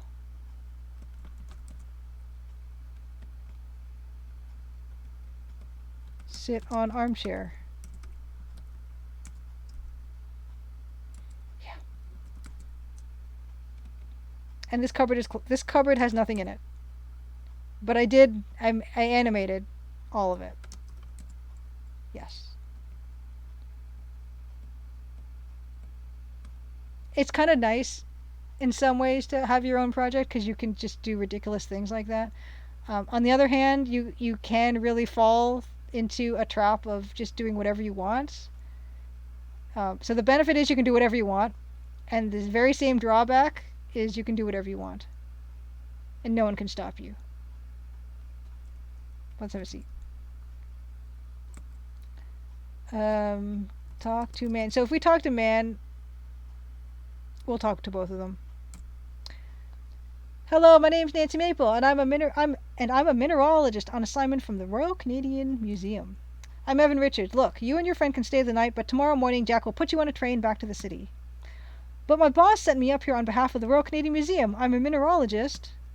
I've got too much on my plate as it is, what with my sister and that lawyer of hers, and one mineralogist is already one too many. Please, Mr. Richards, allow me to stay for just a little while, and Kimmy, too. Me, Margot, and Jack is all I want in this here lodge. You seem like a nice girl, but all this brouhaha is making my head ache. I'm sorry to disappoint you. Hello, my name is Nancy Maple. How do you do? Hello, Miss Maple. I'm well, thank you. My name is Nathan Cardinal, a family friend of Evan's. How do you know him? Oh, I don't actually know Mr. Richards at all. The Royal Canadian Museum sent me here on assignment. I'm to survey the land and find out if there are diamonds here. A discovery like that would surely make a splash when the museum opens to the public. You're wasting your time, I'm sorry to say. My family has lived in this area for many, many years and have never found diamonds here. Small red garnets are still plentiful, but of little value. Okay. You hear Jack calling supper. It's time to head to the dining room? But we did not talk to Jack. Oh my goodness. Didn't... This has never happened before. Need to talk to Jack to get dining room cutscene. Weird. Weird. Oh, you can also scroll through the notebook with the arrow keys, too. That's never happened. Okay. Stand.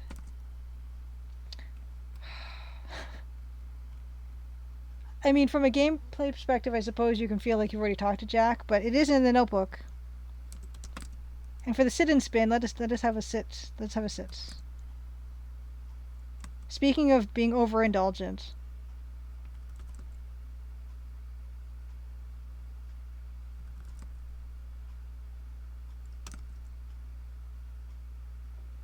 Yeah. I like it though. Oh, you know what? Here is a cupboard that actually has stuff in it. Look, stuff. Lots of stuff. The glass-paned cabinet is full of curios and memorabilia, old tarnished trophies, and an assortment of glass and ceramic vases. Look at trophy. The trophies are old and tarnished, which might be why they are stored away. Look at vase.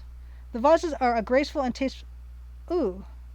There's no period or typo. The vases are a graceful and tasteful collection of ceramics and glass. Vase... Okay, that has to have a period.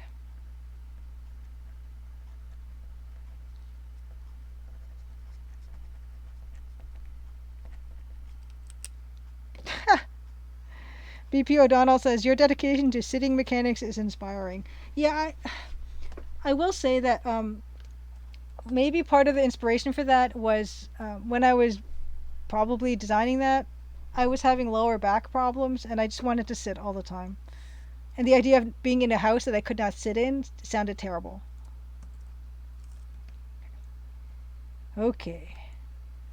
Okay. You know what? I'm going to test because we have not talked to Jack yet. And that's part of our goals. We need to get to the next section of the game. So, oh no.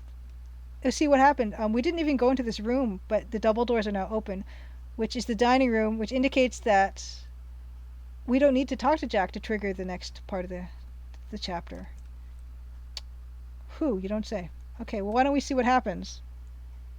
Exactly, BP O'Donnell. What's the point of making your own game if you're not going to do what you want?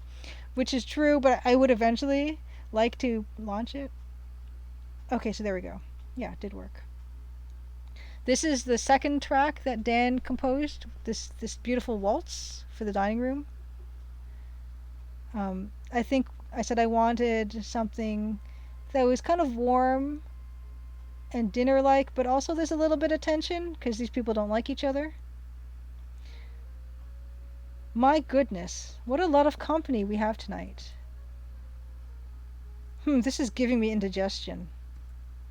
This food is giving me indigestion. You're welcome to leave. In fact, please do. Oh, look, here's dinner. So dinner looks to be some kind of leafy green salad with cherry tomatoes. There's a bun. There's some type of meat. And there's potatoes. Chad says, classic developer response. Never seen that before. I've never seen it so that you didn't have to talk to Jack to walk into the dining room and have the dining room cutscene. Because if you walk into the dining room without satisfying all the conditions, there should be no one in here. And I've never seen it so that I didn't have to talk to Jack. It's super weird. Okay, you're welcome to leave. In fact, please do. You'd like that, wouldn't you? I'm not going anywhere. I should do the Nessa voice. I'm not going anywhere until we find out if that diamond came from this land. And if it did, then you'd better believe I'm getting my share. That's what you think. Yes, that's what we think, and that's what I'm here to ensure. Hey, you, how long is that going to take? I will begin my fieldwork tomorrow morning. Crimson used to be a garnet mining town, yes? Yeah, but forget about visiting the mines. They blasted the mine entrances shut years ago when they closed it down. When they closed them down? Unless the fish had a pickaxe, broke into the mine, swallowed a diamond, then dove back into the river? Yes, I see. Yes, I did say this was a dev build. And bugs have a tendency to crop up. It's quite normal. Thank you. My that's it's such a it's a part of the game I haven't touched in a really long time, so it's weird that that would have changed. Yikes. Anyway, I've never even been there. Couldn't tell you where it is. Mr. Richards gets a sour look on his face and digs back into his meal. He looks like he is done with this conversation. Margot, what a lovely necklace you're wearing. Thank you, mademoiselle. Monsieur Evans, he gave it to me. I am very fond of it. A cheap trinket, misshapen paste gem in a cheap setting. It's a white garnet, not glass. My Richard, he found it here in crimson, didn't you, mon cher? Never mind, Margot, no one wants to hear about that. My sapphire brooch, now this is a real piece of jewellery. Bought it myself. Well, I think they're both quite nice. These types of close-up shots, in the Colonel's Bequest, they had a few of these in the introduction of the game, the very beginning, but they didn't have them during the game so much, except for like those little eavesdropping shots that they would have. And I really like them, but they're a lot of work, and I think the reason they didn't have them was probably a consequence of just like limited resources. You could only have so many floppy disks, and probably time. But because I've got more time, I've got pretty much infinite resources, like relatively speaking. I can put more kinds of nice close-up views into the game, which is nice because at the resolution I'm working at 320 by 200 pixels, you don't get to see what people actually look like so much, so it's nice to get to do these more. I read in the newspaper that most of the land up here was once parceled out to settlers. Is that how this plot became property of Mr. Richard's father? About 50 years ago, this land was annexed by the government. Various treaties were signed in exchange for preservation of our hunting and fishing rights and financial compensation. The promises described in those treaties were not honored, by the way. Settlers came, mines were dug, and Crimson was prosperous for a time. Slat Studio, have a lovely night. Thank you for coming. And I hope that spider bite gets better soon. But eventually the mines were exhausted. Most settlers abandoned their homesteads, and Crimson became a ghost town. Only Mr. Richards and his family remained. Yeah, we liked the peace and quiet. We liked it. I always hated it here. I sure do miss peace and quiet. Nessa and Corvus are the first to excuse themselves from the table. They head to the bar for a nightcap. Jack clears away the dishes and goes to the kitchen to wash up. After eating a minuscule portion of supper, Margot heads upstairs to draw a bath. Kimmy and Albert head to their respective rooms and get ready for bed. Nathan and Evan remain at the table, lingering over their desserts. Well, that was a lovely meal. Yeah, Jack does a good job. Usually I wait for Jack to come clear the dishes so as I can put off getting up. Looks like he's taking longer than usual to clear up what with all the extra guests. Yeah, the Crimson Diamond could balloon to tens of megabytes in size, Chad says. Well, actually, right now, I think the unzipped version might be like 100 megabytes maybe, or 150 maybe. So, yeah. Which is totally, completely absurd back in the day, where how many floppies would that have been? It would just totally not work.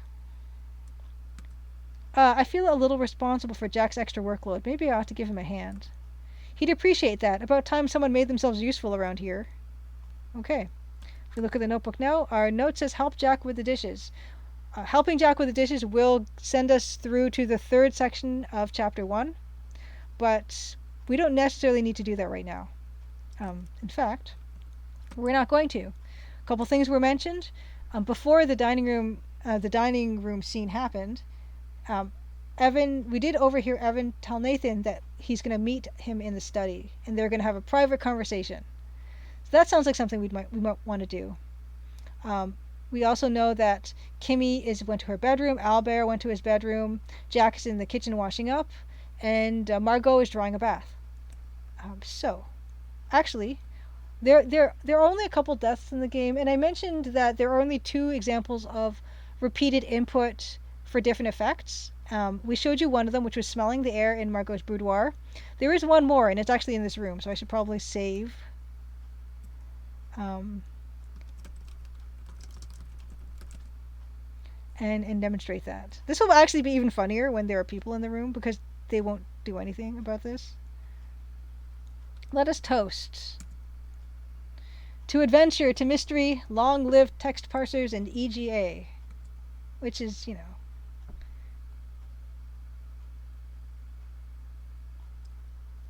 So you can drink from this. Oops.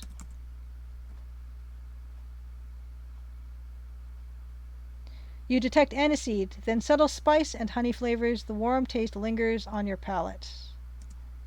But you are certainly no expert. My goodness, this stuff is going straight to my head.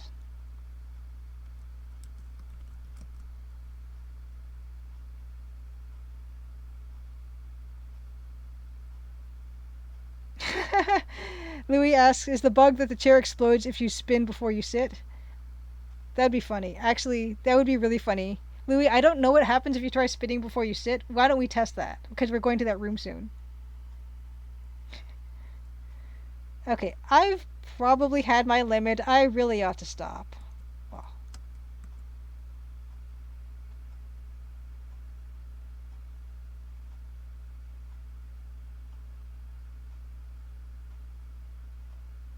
Right. Everything in moderation. Oh dear, next time try enjoying responsibly. Yeah. Salut, Prost. Yeah. So those are the 2 deaths that are in the demo. And you really need to work for them, I'd like to think. Yeah, PG-13. Okay, so why don't we not do that? The only other thing, so yeah, there is Nancy in the towel. There is Margot also in a towel if we wanted to catch her at this stage of the game. Here we are. This is something that is not necessary to see or talk to her at this point. But if we talk to Margot, hello Margot, you can see she's actually in a little towel, like her speech sprite changed. Bonsoir, mademoiselle, would you care to join me? So you can see that there's no reason for this to be in here besides kind of establishing more about her character potentially. But it's stuff like this where you're getting rewarded for not just doing the exact prompt in the notebook and kind of taking a look around and see what everyone's up to. Maybe if we were both a little younger. Ooh, is that so? Absolutely, but at this current water level and our current sizes, the water would overflow for sure. Ah, but of course. Yeah, so. Anyway, that's very hospitable of her. Margot's a very good hostess. Look, Margot. Margot is perched coquettishly on the side of the tub drawing a bath. She's wrapped in a blue towel. But yeah. And we know that Kimmy's also in her room, so if you were to go into your room knowing that, you can be treated to Kimmy in bed reading a book. We know that Albert is in his room. No, he's not. Where'd Albert go? I forget what it said. But anyway.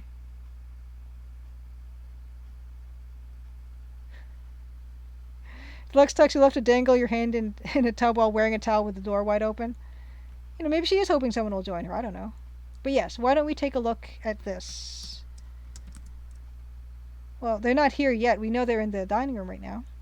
But let's try to spin, then sit. Another note is the font that we have in the game right now is something I designed in a browser app called FontStruct. And FontStruct is amazing. It's free. I've used it to design 2 different fonts for the game. The font is not like there's a taller font you can see that's running along the top of please choose the name to save this game as, and then there's a shorter one that's what you're seeing in the actual boxes. Yes. But I know I want to make some changes to the font, and I've gotten some feedback about the font that I do want to incorporate, but it's one of those things that I have to get around to. But it's fun to make your own font. Spin. Oh my gosh, okay, I forgot I did that. Okay, yeah, I completely... Okay. Yeah, Cosmic 43, I used, Beep Box. I used beatbox for my chiptune sounds. I can't believe I forgot that I made her just spin in place like that. What? Right. I don't think that nothing happens if you keep doing this. I don't think. No, you don't get dizzy and fall down or anything. You should though, shouldn't you? Anyway. Yeah, I don't remember a lot that I've done in this game already. Okay. Well, they're not here, but there's something fun we can do. And there's actually a couple different ways to listen to this conversation. We're going to do the more fun way, but there are multiple ways to do certain things. Okay, so why don't we hide? Walk closer to where you'd like to hide. I don't think this. I haven't done dance. Yeah, you can't dance in this game. She'd have to do the Charleston or something. I don't even know. I'd have to find a period appropriate dance. Can you do that in any room? Just spin. I think you can just spin. Yeah, just spin. Okay. Why don't so we're gonna hide, and we're gonna hide in a place. And this is another example of stuff that you can do in other like adventure games that could be considered like a callback or a reference or an Easter egg, but it fits completely in this game on its own. So I don't know if I technically call it one of those, but yeah, like just like in the Dagger of Amon Ra, Laura Bow 2, you can hide behind the tapestry. Behind the lampshade. You stealthily slip behind the tapestry. So this music, which was playing during the other eavesdropping parts, is another piece that Dan composed. Chapter 1, the Crimson Diamond demo, has 3 original pieces that Dan composed. The theme song, which is what plays when you first launch the game, and also is in the intro sequence. The dining room waltz that you hear, and this piece. Look, I don't know what else to tell you. My father and your father had an agreement. This doesn't change anything. What if they find diamonds? What happens to the agreement then? No one's found any diamonds here. Nothing changes. We'll see what we can do about that nosy Belgian. And Margot? How many times do we gotta go over this? She's my gal, all right, but a promise is a promise. When I'm gone, this land... Oh, wow, that's a typo. When I'm gone, this land is going back to you and your family. Simple as that.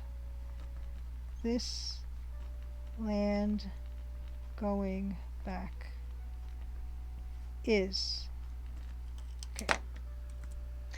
We've been promised many things in the past, and none of them came to pass. A promise is a promise. We'll see. What about your sister? I think this conversation actually changed from the version of the demo that's available on Steam right now to this developer's version. What about your sister? Nessa, yeah, that's a complication. I'll figure something out. Just don't do anything rash, got it? I'm deeply concerned. Yeah, get on out of here, why don't you? I'll be seeing you, Evan. Uh-huh.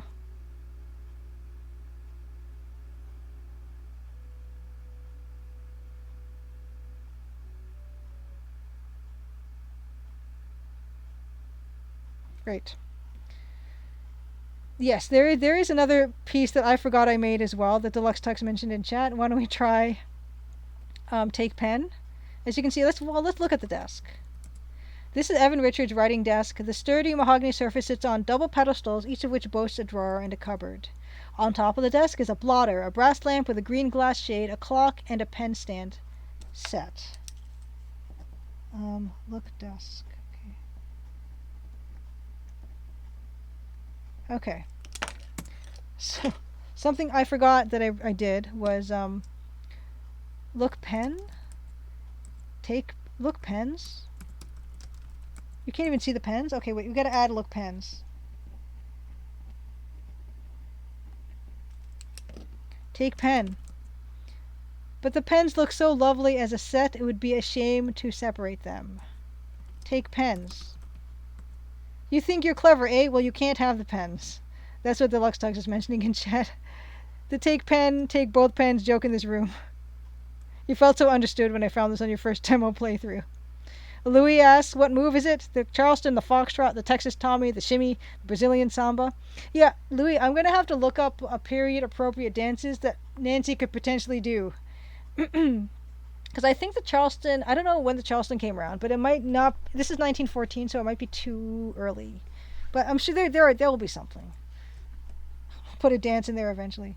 Yeah, so that is another conversation. So a lot of these conversations are not in the notebook.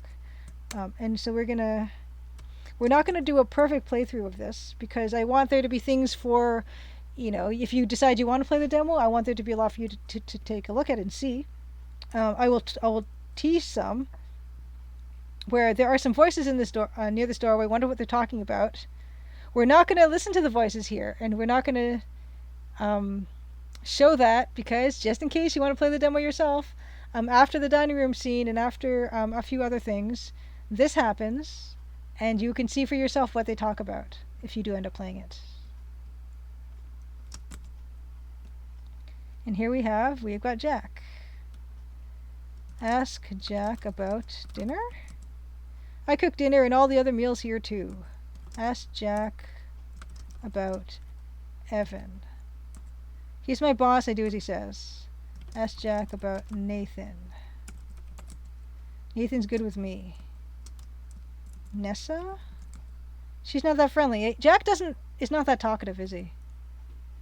Ask Jack about it. Well, tell me about your parents, Jack. You seem not to want to talk to me. You're busy and you're washing dishes.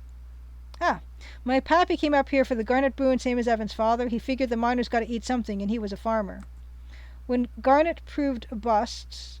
When Garnet? Wow, what... Typos. When Garnet proved a bust, we left town. When I grew up, I found myself in these parts again. I liked it as much as when I was a boy.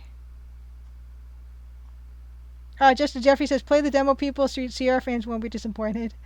Nice, thank you. Should ask Jack about bodies. Ask Jack about bodies. Oh, he doesn't know anything about that, he says. Oops. Nope. But let's look at Jack. Jack is fastidiously washing dishes in the sink. Why don't we help Jack after all? Help Jack with dishes.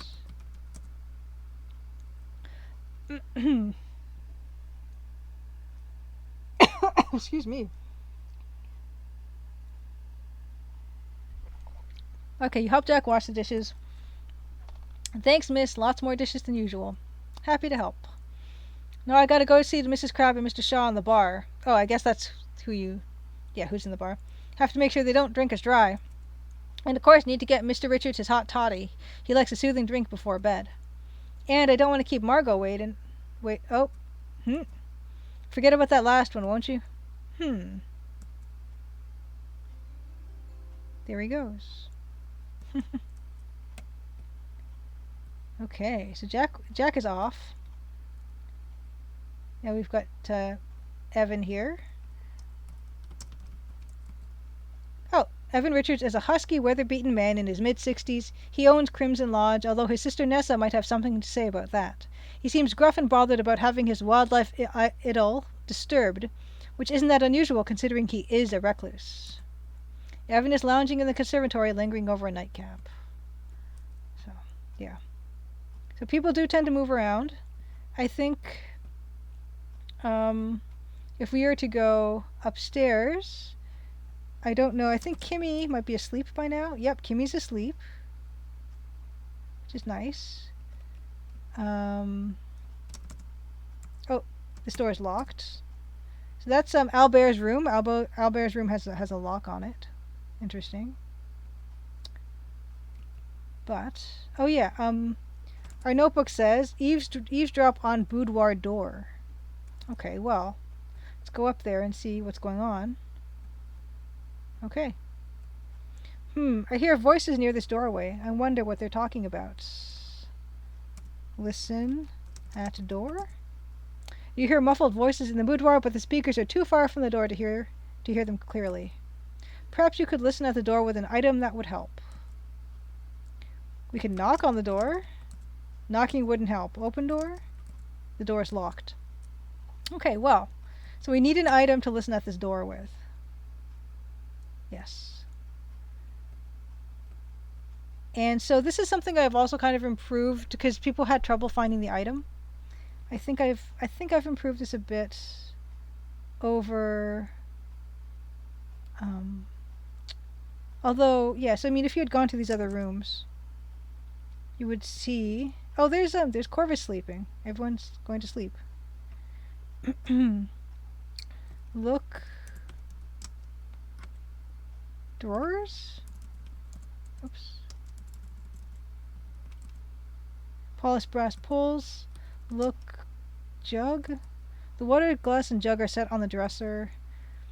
If you remember, just, I guess, either Laura Botu, the Dagger of Amon-Ra, or just standard, like, mystery tropes, you might know what item you might need to listen at that door more effectively. And this is something that people had a little bit of trouble because they knew what they needed. So, for instance, we would try to take this glass, drinking glass. Have you ever awoken in the night with a fierce thirst? It would be monstrous to take the jug or glass. I'm sure there are plenty of drinking glasses elsewhere. Maybe I should try the kitchen. Now, if you know you need a drinking glass and you try to take that one, she actually prompts maybe you should try the kitchen. I don't know if that's in the current version on Steam. But a lot of these rooms have like a jug and a like, because it was a hotel, and these halls are ever so long. So if you woke up and you're thirsty, you've got a nice glass and a jug of water. So now we know we need to go to the kitchen for that particular item. And there is a wealth of cupboards in the kitchen. This might be the most cupboard-full kitchen. And VP O'Donnell, sorry, I didn't ask Jack about the bodice. Oh, the CU. Right, so we've got some. Let's look in cupboards. In cupboards. There are huge, heavy pots and pans in the bottom cupboard. The glass-paned cupboard contains a couple decorative plates. A pretty blue mug and some plainer mugs. Let's take mug.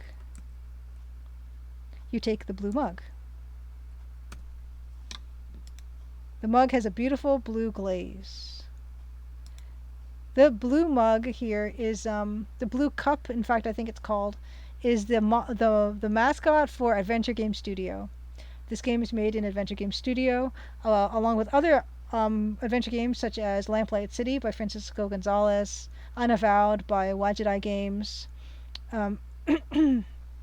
Theropods is also using Adventure Game Studio. A lot of developers are using Adventure Game Studio for commercially released games. It's a fantastic engine with a wonderful community, and I can't speak highly enough about it.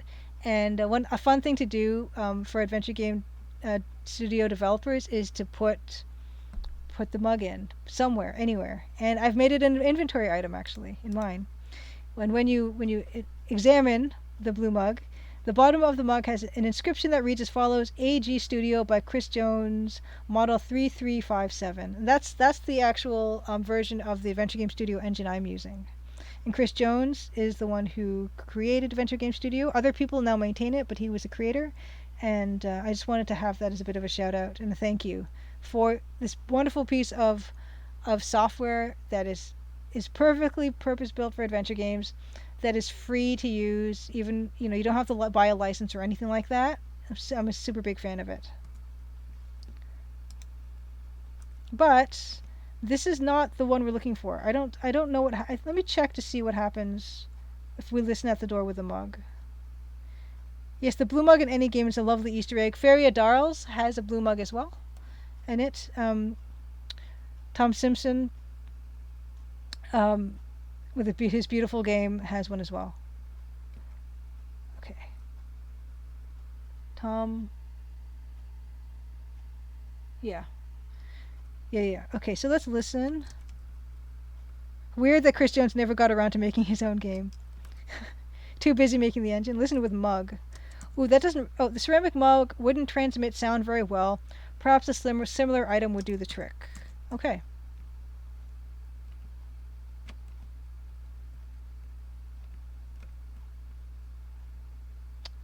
So we need to get a drinking glass, after all. So let's open this. Look in cupboard. There's a saucepan in the cupboard. No drinking glass. Open drawers. Look in drawers. The drawers are full of all the random bits and bobs one usually finds in kitchen drawers.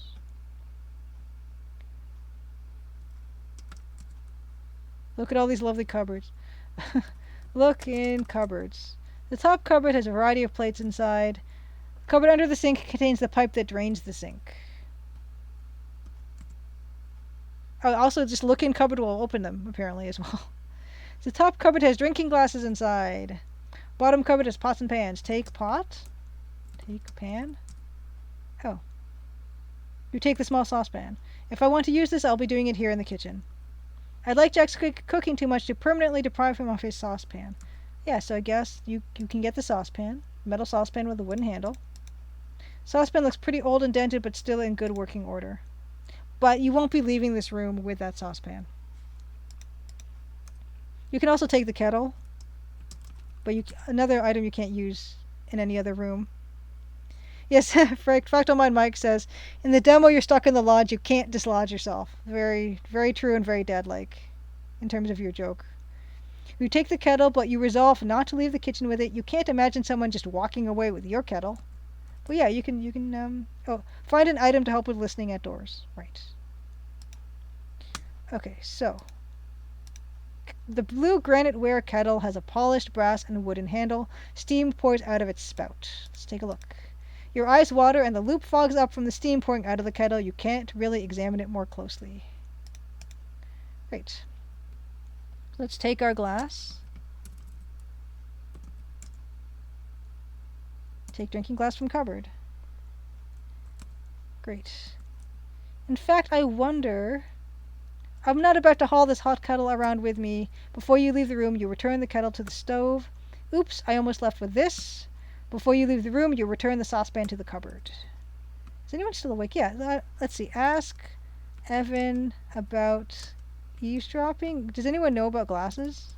I wonder if this is a thing. Oh, Mr. Richards, I'm having a little trouble with hearing. Eh? Already hard of hearing at your age? Some say glasses help with that. Drinking glasses, not spectacles. See? Ha ha. So I guess I added some text prompts for this as well. If you ask people about listening. Who else is awake that I can ask? Who's awake? Are you awake? No one's awake.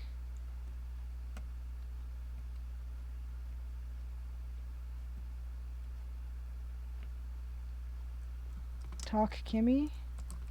Yeah, I don't think you won't let you wake up anybody. Wake up Kimmy. My goodness, no. If folks found you a bit annoying before, you'll never live it down if you start disturbing people's sleep. Yeah, so if people are sleeping in their beds, I suppose courtesy dictates that Nancy will not ask them more questions. Very Canadian of her, I suppose. But can you imagine being shaken awake and someone's asking you about eavesdropping or a drinking glass or what do you think about Margot? It would be terrible. Okay.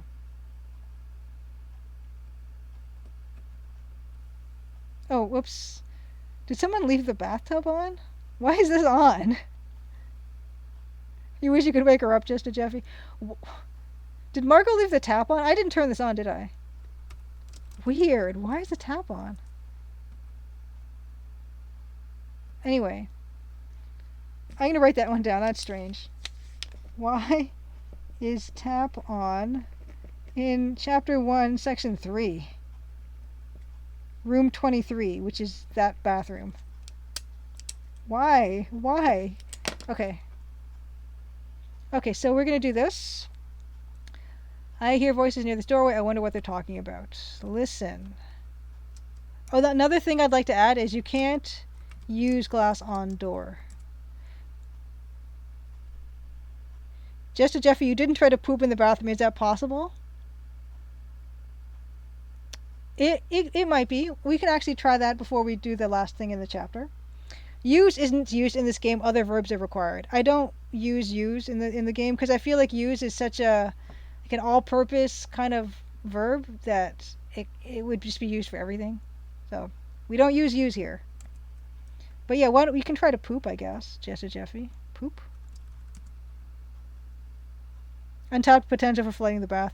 You close the door leading out to the master bedroom. A little privacy would be nice.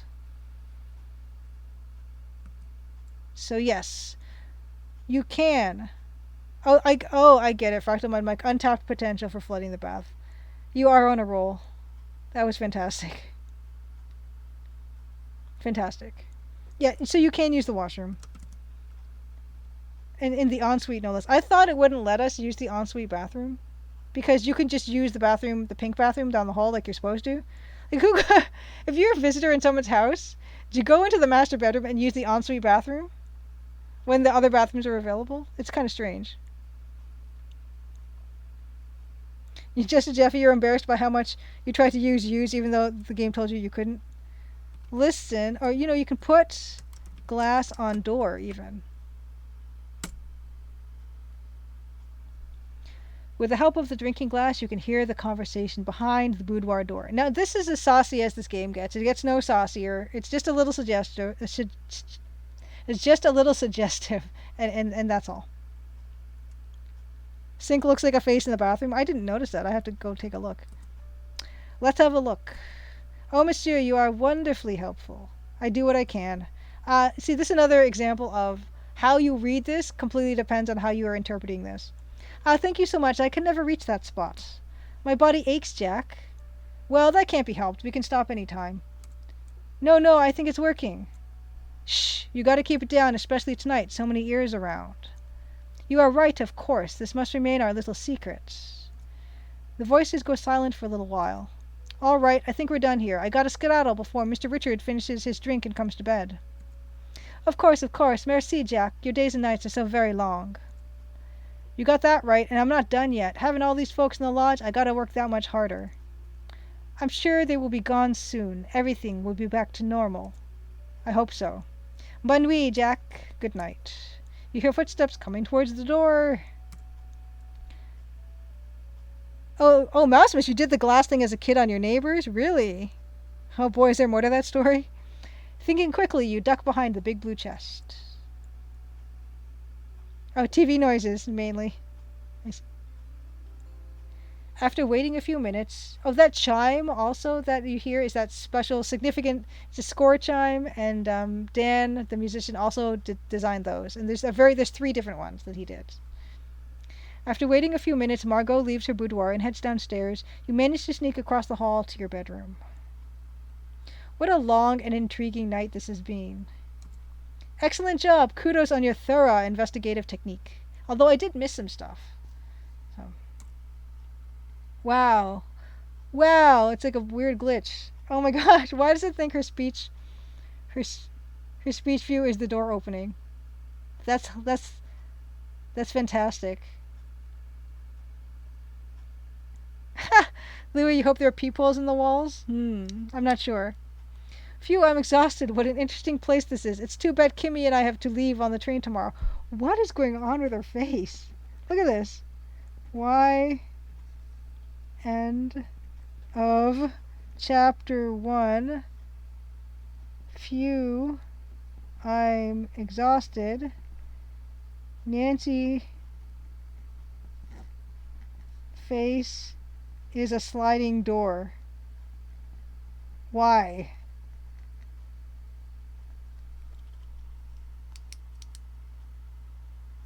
It was opening and closing when she was talking, and now that she's blinking, it's closed. Why? It's like, it's not even... Okay, my problem with this is, it must be like a blink, one of the blink, but it must be a blink frame or something. That's weird. Okay, I promise the game is mostly not broken and usually works mostly okay. Okay. Did I read this already? Phew, I'm exhausted. What an interesting place this is. It's too bad Kimmy and I have to leave on the train tomorrow. Later that night. Chapter 2 Excursions. Oh yeah, so this is... Because this is the TEV version of it, Chapter 2 does exist. When you... Or if you play the demo and you get to the end of Chapter 1, it ends with that kaboom, and that's it. It just says thank you for playing. But because we are playing the dev version, we have Chapter 2 Excursions. Yes. Nancy, you've got a face like a barn door. Yes, she certainly does. Okay, Nancy, I'm all ready. Let's go. Her face is a barn door. Yeah. Something funky is happening. I wish we could stay here longer. It's such an interesting old place and such intriguing folks. I know what you mean. I can see that you need a minute. I'll meet you at the front door. Thanks, Kimmy. You love those title cards, Lux? I'm glad. What? What a peculiar place. What? Oh, it's so. Oh my gosh. I promise. Mostly okay. Game is autosaved. Meet Kimmy at front door. So this is the morning. I don't know if you could tell the difference between the coming through the windows here. There's daylight coming through the windows now. Before it was darker out there, and there's actually moonlight being cast on the bedspreads. And not to say that we're going to play anymore, but we might as well take our hat and coat, which we didn't do at the beginning.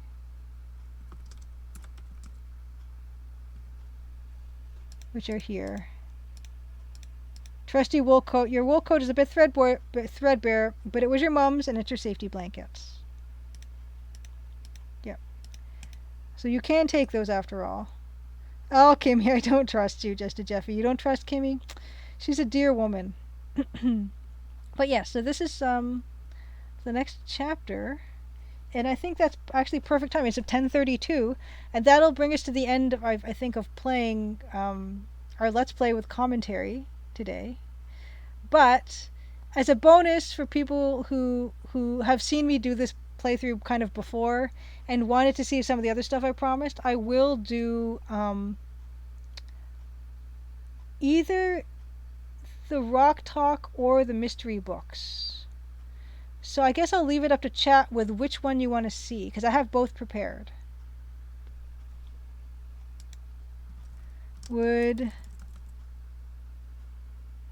BP O'Donnell says, I like that you've got the notebook. I'm too old to roam around looking for the right action to move the plot forward.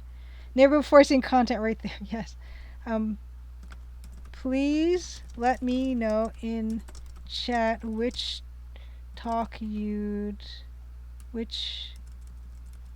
slideshow you want. Mystery books that inspired me or the Rock Talk. Okay, so in the meantime, yeah, see, and Deluxe Talk says, I like it for the other reason. I like to do everything I can and not advance the story until I'm good and ready. Yeah, I'm really pleased that people kind of like it for both of those reasons. Yeah, if we look in, so if we go, we can see that the lighting has changed in this room as well. But let us load. While I'm waiting for people to kind of vote, I will just do a very quick jaunt outside. So here's the outside of the lodge. I just teleported us there using dev magic.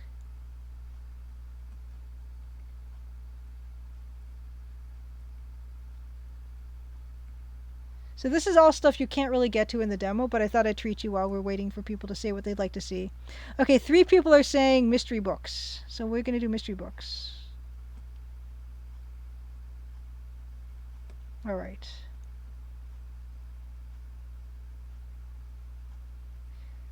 And you'll notice that, I don't know if you'll notice, but in the introductory sequence, this screen actually looks different from the one that's here. It was actually darker. And I'd like to think it's like later at night.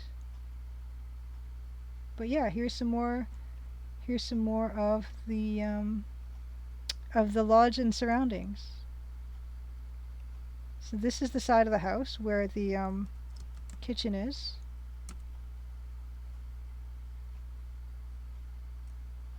Whoa there, I'm busy cooking up dinner, get up from under my feet. Yeah, Jack does not want you in that whole area while he's cooking. Okay, books, perfect. So we're going to do that. So we're going to cap off the Let's Play with commentary at this time. Thank you everybody for sticking through technical difficulties and coming to watch me play the first chapter. Like I said, there is a newsletter. So if you just Google the Crimson Diamond, just Google it, you can get to my website where you can find links for subscribing to the Crimson Gazette, which is an email newsletter I do every month. There is Patreon. There's links to my Twitter, links to my Twitch, where I stream every Tuesday at 8 p.m. Eastern, either with me, myself, or with the composer of the game, Dan Polakar. And the YouTube channel where I put all the videos on demand. So people, unfortunately, who were not able to watch tonight, I will be putting this up on YouTube probably sometime this week. And yeah, other than that, if anyone, yeah, so stick around to see the mystery books, some of the old mystery books I have that inspired me with this, and it's just to show that I've always been kind of really interested in mystery books and in art and illustration, and they're beautiful, and I can't wait to show you.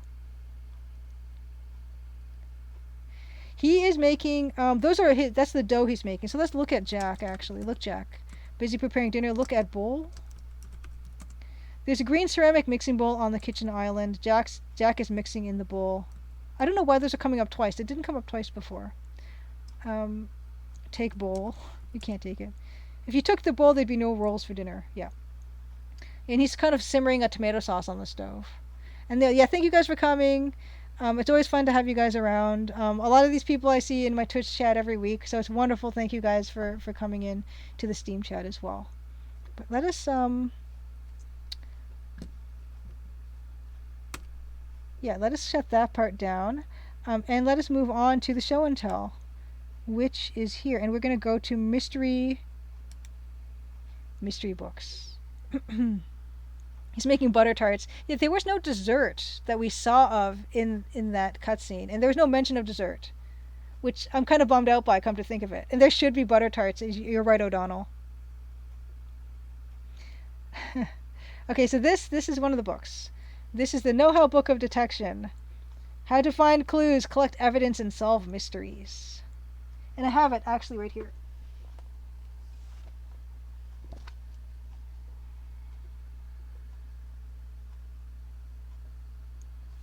Published by Usborne, or I don't know how to pronounce that, but they had a series of these. There was a know-how book. You can see there's detection, experiments, fishing, jokes and tricks, paper fun, puppets, spycraft, book of flying models, all these things. Yeah, I love Usborne books, however you pronounce it, Usborne. This one was bought, it's so delicate here, I don't know if you can see that, but it's bought at the world's biggest bookstore, which was a gorgeous and awesome bookstore here in downtown Toronto. But this I love. I also love the artwork in it. You can see that it's kind of like colored ink or watercolor, some kind of transparent ink color and black ink with no credited author. Yeah, interesting. Oh, it says here. Right there. Judy Hindley and Donald Rumbelow. Illustrated by Colin King. Yeah, and I just got some. I just wanted to give you the idea of the size of this. Is a beautiful, beautiful, beautiful book. What's great about it is, yeah, it gives you all these kinds of things where stuff that I actually looked at or thought about when I was making my game. Here we have it. So it's beautifully set out here. Criminal records, how those work, how case numbers work, how to keep records, using clues, comparing boot marks. It's wonderful. It kind of goes step by step through some of the basics of, doing investigating crimes and how that all works. Yes, Jessica Jeffy, you also missed the world's biggest bookstore. Yeah, it was wonderful. And this is another book. You can see how my sister and I both had these interests. So these are her books, some of the books, and she gave them to me. Usborne Detective Guides, Catching Crooks, Angela Wilkes and Colin King. Same illustrator, Colin King.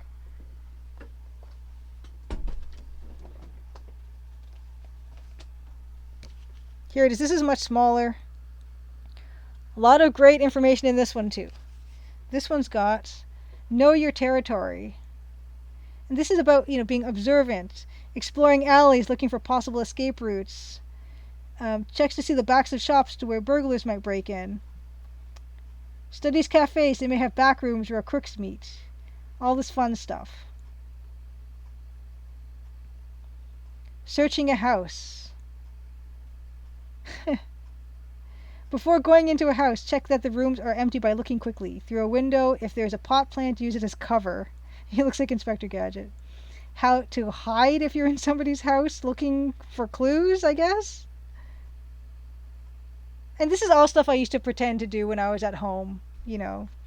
Flattening myself in doorways, hiding in a dark shadowy place, crawling upstairs so you can duck quickly if you see someone. This is stuff I all did when I was a kid. And these ones, this is probably the best ones and my favorite ones.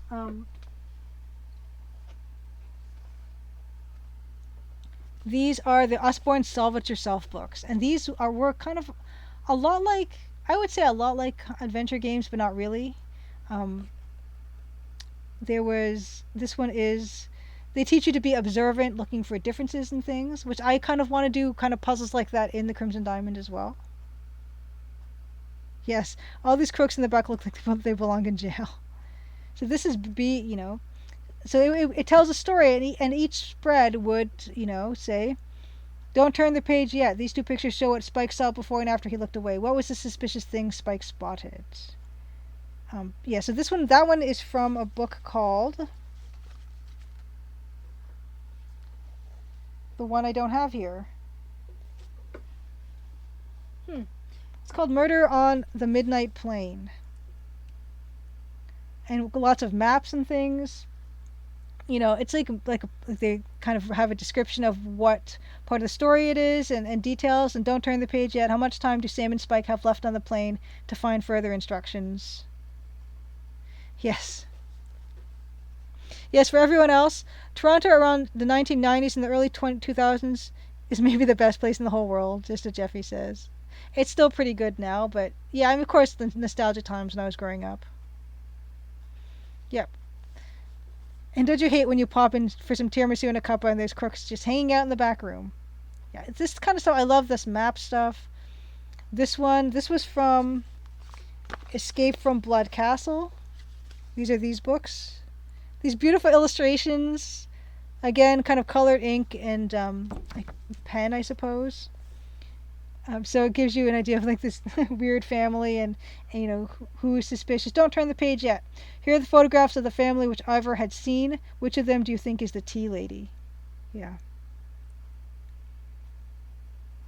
And here, just being observant, and all of these like consoles and panels with buttons and switches and everything.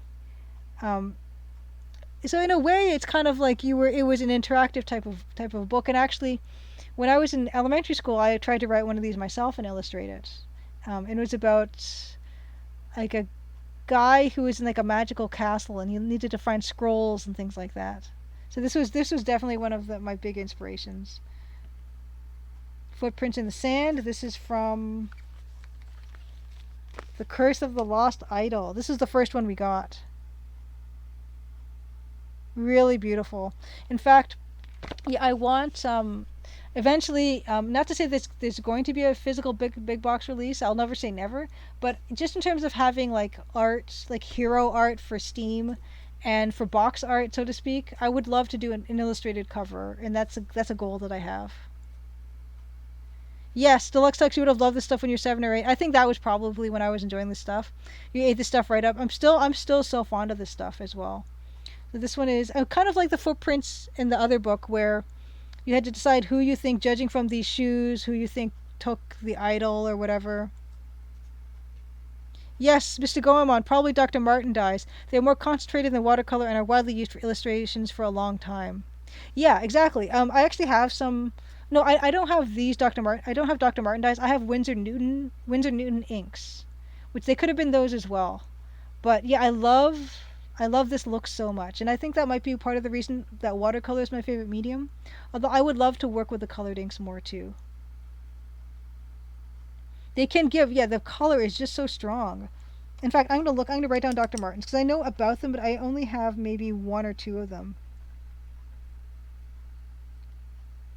The dye inks. Yeah, but yeah, I do have the little Winsor Newton ones, which are quite good as well. Yes, deluxe text. The Luigi Macaroni's Winkle Pickers is a great name for either game or restaurant. Yeah, Luigi Macaroni's Winkle Picker, and it's almost like it also taught you different names for things too, like brogues, Dr. Boffin's brogues, stilettos, flip flops. This one is beautiful. Like, look at this illustration. I just look at the shadows on those shelves, all the clutter, the lamps and the drawers, and I think this one in particular, this particular spread is super. It super reminds me of the stuff that I started to do when I started making the Crimson Diamond art. Having stuff, like just having stuff, decorating. I don't really have that much clutter in the game, but just the coziness of something like this. Don't turn the page yet. What did Annie spot among the professor's belongings? Yeah. Wonderful, wonderful, wonderful, wonderful. This one is from Danger at Demon's Cove. And all these ones seem to have the same illustrator, Graham Round. I should look him up.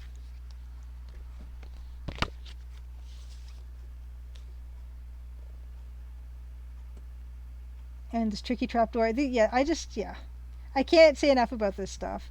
I know these types of books where, like, choose your own adventure books as well. Those fight and fantasy books people spoke so highly of that I would love to see. I've never seen one before.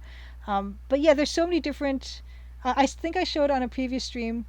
I have some choose your own adventure like picture books that are for younger kids that I really loved when I was a kid. And so many of those things are so connected to what computer games are now. Of course, tabletop role playing games and things like that as well.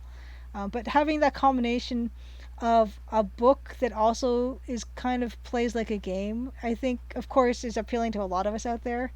And that's part of the reason why I wanted to make the Crimson Diamond more like a playable picture book, almost like a playable mystery picture book like this, versus like a movie, for instance. I want the player to set the pace and have a game that's patient, like a book that it stops the second you stop doing anything and waits for you to just turn the page in a way and read things as you want to read them. Yeah, so those are the mystery books. We didn't get to the rock talk tonight, but I will save that for another art stream. Sort of like an appeal to you to come to Twitch at _maple mystery and watch stuff there. Like there, I can do more stuff. I've got more tools in a way. I can actually, let's see what else I have here to show. Because I'm looking at the stats, and we still have quite a few people watching, and I kind of don't want to leave it there with as many people as we have. So I'm actually tempted to do the rock talk now. In fact, and then after the rock talk, then we'll call it a night. But it's been like I can't believe how well we've done with viewers tonight. So, in recognition of that, let's stay up just a little bit longer if you want to, and we'll do the rock talk. And this is something I try to do on most of my art streams, kind of when I'm taking a break from doing the pixel art. Let me get my notes.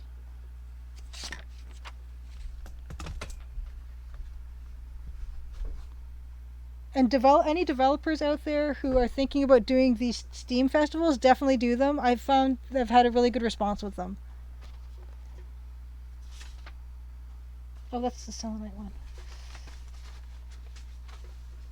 I've got all these books, like my mineral books and stuff.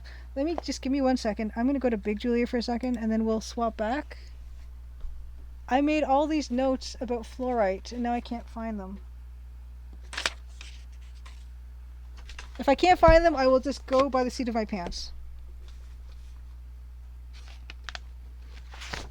Yeah, last week I did a thing on selenite, which was kind of fun. It's a beautiful form of gypsum with interesting optical properties. Oh. Okay, can't find the fluorite one, but I will improvise and try to remember as much as possible. Yes, okay.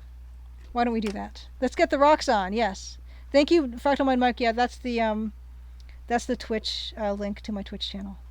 But yeah, let's do the rock stuff, because you know what, we're here. Let's do this. Fluorite. Fluorite is what we're talking about today. I mentioned it was one of my favorite minerals, and it totally is. It's got a very characteristic shape a lot of the time. You can see these wonderful. Are these what? I've got one here. 1, 2, 3, 8. Octahedron is the shape. And in fact, I'll go to Big Julia again real quick. Just to Jeffy, you're not really into rocks, but your daughter would be into it. Yeah, fluorite. They kind of come in these little crystals of different sizes. This is a very characteristic shape of fluorite, octahedron shaped, 8-sided. Really, really wonderful. Now these two examples, I have other examples that I'll be showing soon. But what's so great about fluorite is that, look at the colors that we get from fluorite. And it's actually a really reasonably priced stone. The only drawback with fluorite is it's got a Mohs hardness of 4, which means that it scuffs and scratches very easily, which is one of the reasons why it's not more used in jewelry and things like that, because it's pretty common. It's more like people use it, I just have them for display pieces, which is what I kind of have. But it's considered the most colorful mineral in the stone in the world, because of not only can it be bright colors like this, it can actually be just about any color of the rainbow. And what's kind of exciting about fluorite is that it can actually have multiple colors in the same crystal, and it's completely stunning. Only drawback, yeah, Mohs hardness of 4. It's actually the defining mineral for that scale. So as diamonds have a Mohs hardness of 10, the hardest mineral, corundum and rubies and sapphires have a hardness of 9.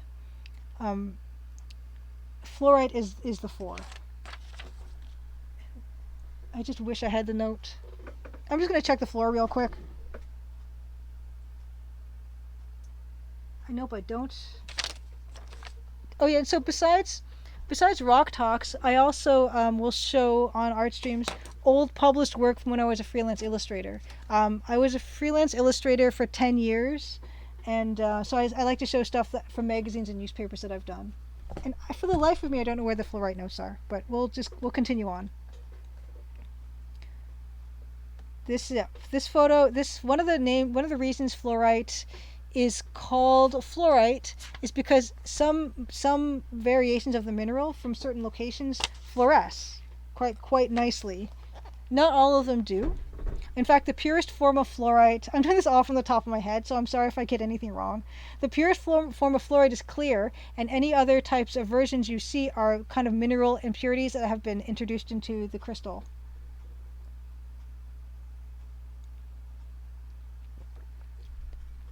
There are other minerals that do fluoresce naturally. Some diamonds will fluoresce, although you can't use it to determine whether something's a diamond or not, because some of them do, some of them don't. Just like with fluorite, some of them do, some of them don't. It kind of depends. But the original name for fluorite was fluorspar, and they only use that for industrial uses now. When it's used, when it's referred to mineralogically, it's called fluorite. And the reason it was called fluorspar was it was derived from the Latin word for flow, because it was used as a flux for smelting certain ores and things. So that was where it originally got its name from. But yeah, you can see the crystal habit that was most commonly that we saw was this octahedron shape, but it can look very rectangular. So this is an interesting way that it does kind of manifest depending on conditions. So sometimes like this, but also sometimes like this. So this is kind of beautiful and fascinating on its own. This is an example of fluorite with another kind of mineral, an element in it, and I can't remember which one causes it to become this amazing yellow. But this is kind of more common. I think the more common colors are purple, green, blue. Excuse me, possibly yellow, and the less common are like red. And I'm not sure other colors. I wish I had my notes, but they've kind of disappeared on me. I will look for them one more time. Where did the note go? Don't have. Another example. So yeah, so this one is purple that is between two pieces of quartz. Um, what else can I tell you about fluorite? Yeah, mostly used for flux for smelting. It's also used to make hydrofluoric acid. It's also used because of its optical properties. If it's the colorless, transparent type, it can be used as lenses and microscopes and things like that. But yeah, it just comes in this the variety of colors that this stuff comes in is kind of amazing, and it can be polished to a high shine or high reflect, like be very reflective. But you do have to be very careful when handling it. Blue, amazing. The yellow part's not, but like this blue, purple part is. And yeah, it just I kind of love it because you can actually buy really nice specimens of fluorite pretty cheaply because it is pretty abundant. And here is that again, that octahedral crystal shape like that. This one I bought for $13. This one, it's pretty big.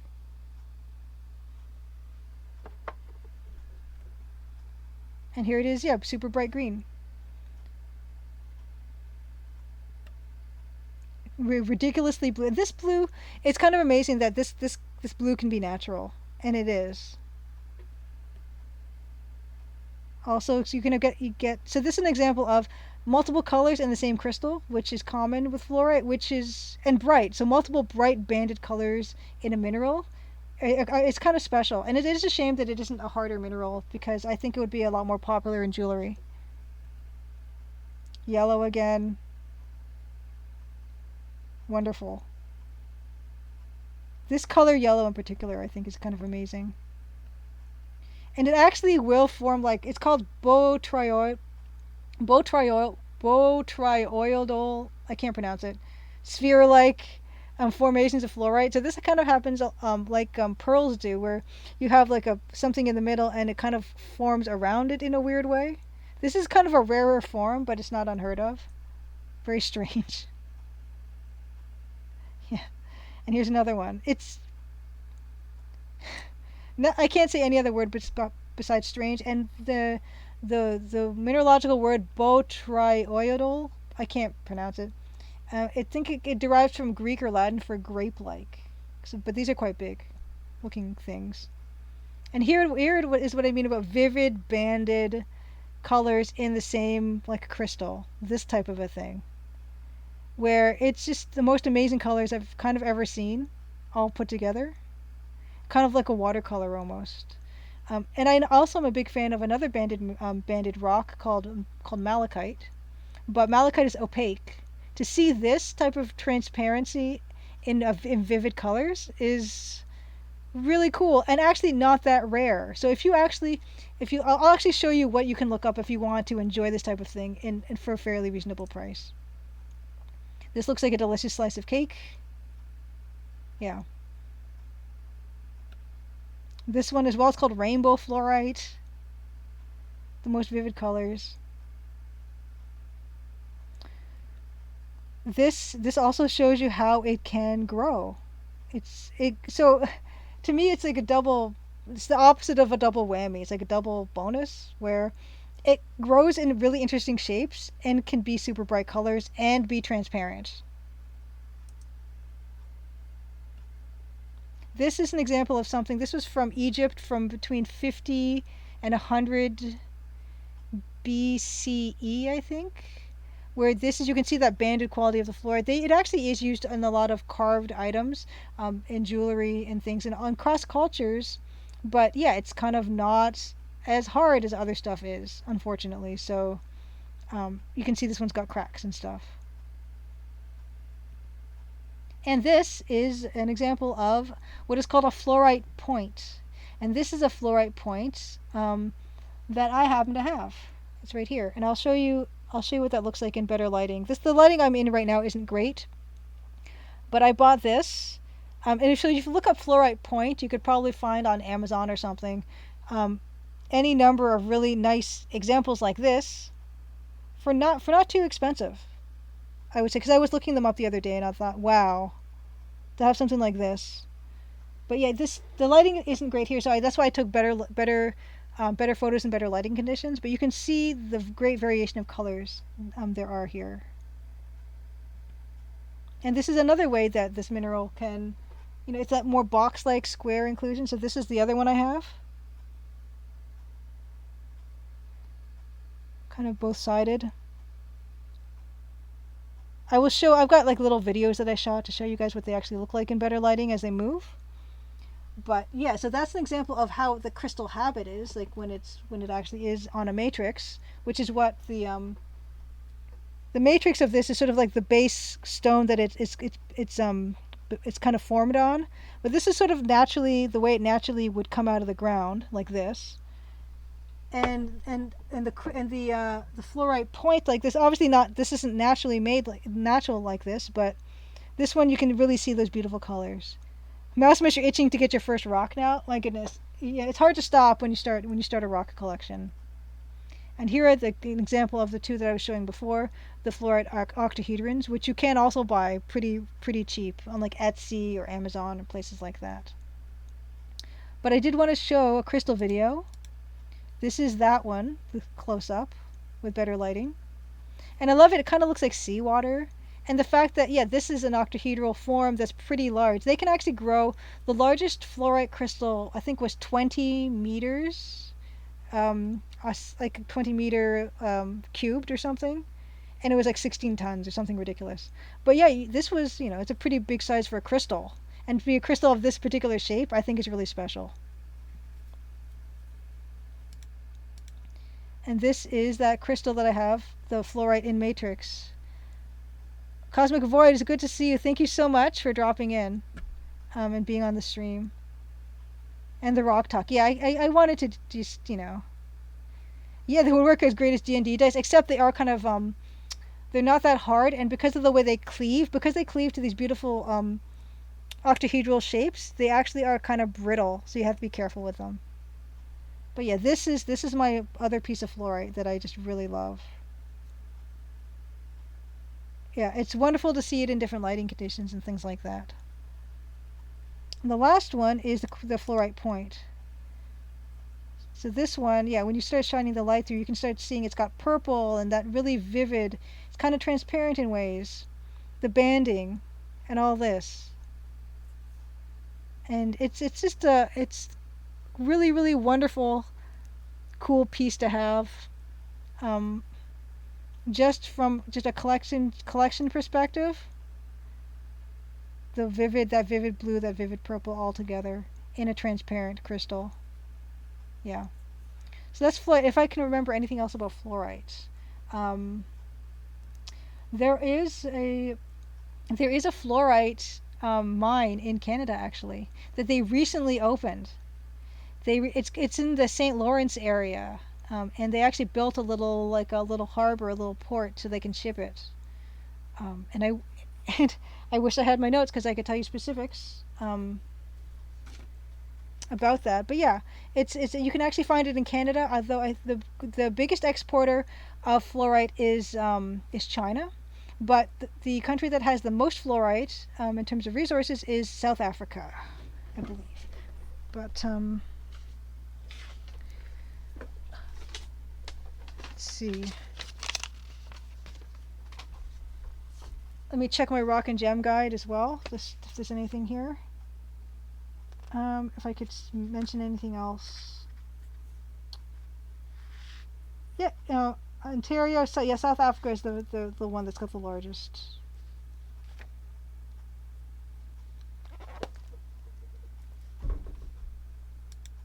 And yeah. That's the rock talk. Yeah, I just was kind of scrambling today because I just realized when I was doing my sound check that I didn't actually have my background up, which is, so the background that I've got up behind me, well, the first one is thecrimsondiamond.com. So yeah, that's where you can go to find all the social media stuff, subscribe, newsletter, Patreon, all that stuff. And that's the banner, the retractable banner. Oh, it's mirrored. Okay. The retractable banner that I take to events with me, that I've taken to London for Adventure X, EGLX here in Toronto as well. I brought it. I've dragged it all over the world. And the other side, the other background, this one here, this is a quilt that my mom made of Nancy Maple using material that she had on hand. More than 1,500 squares at about 3/4 of an inch on each side, and just wonderful. And I can't wait for events to be a thing again, because I do want to bring both this and the retractable banner and to have those out for people to see. But yeah, I was kind of scrambling, and then with the technical difficulties and all that. But I think we pulled it off well, and I invite you next week, 8 p.m. Eastern, same time, to join me at _Maple Mystery on Twitch, where it'll either be an art stream where I use Photoshop and I do art for the introductory sequence, or have Dan the musician on and we compose a piece from start to finish basically. But whatever it is, it's always a nice time. And yeah, Dan shows stuff from his big box collection. He's a big adventure game person, so he always has some fun hardware or software to show. And I have my old published work or watercolor cat cards, because I do like watercolors and things like that. So we show those as well, and just generally hang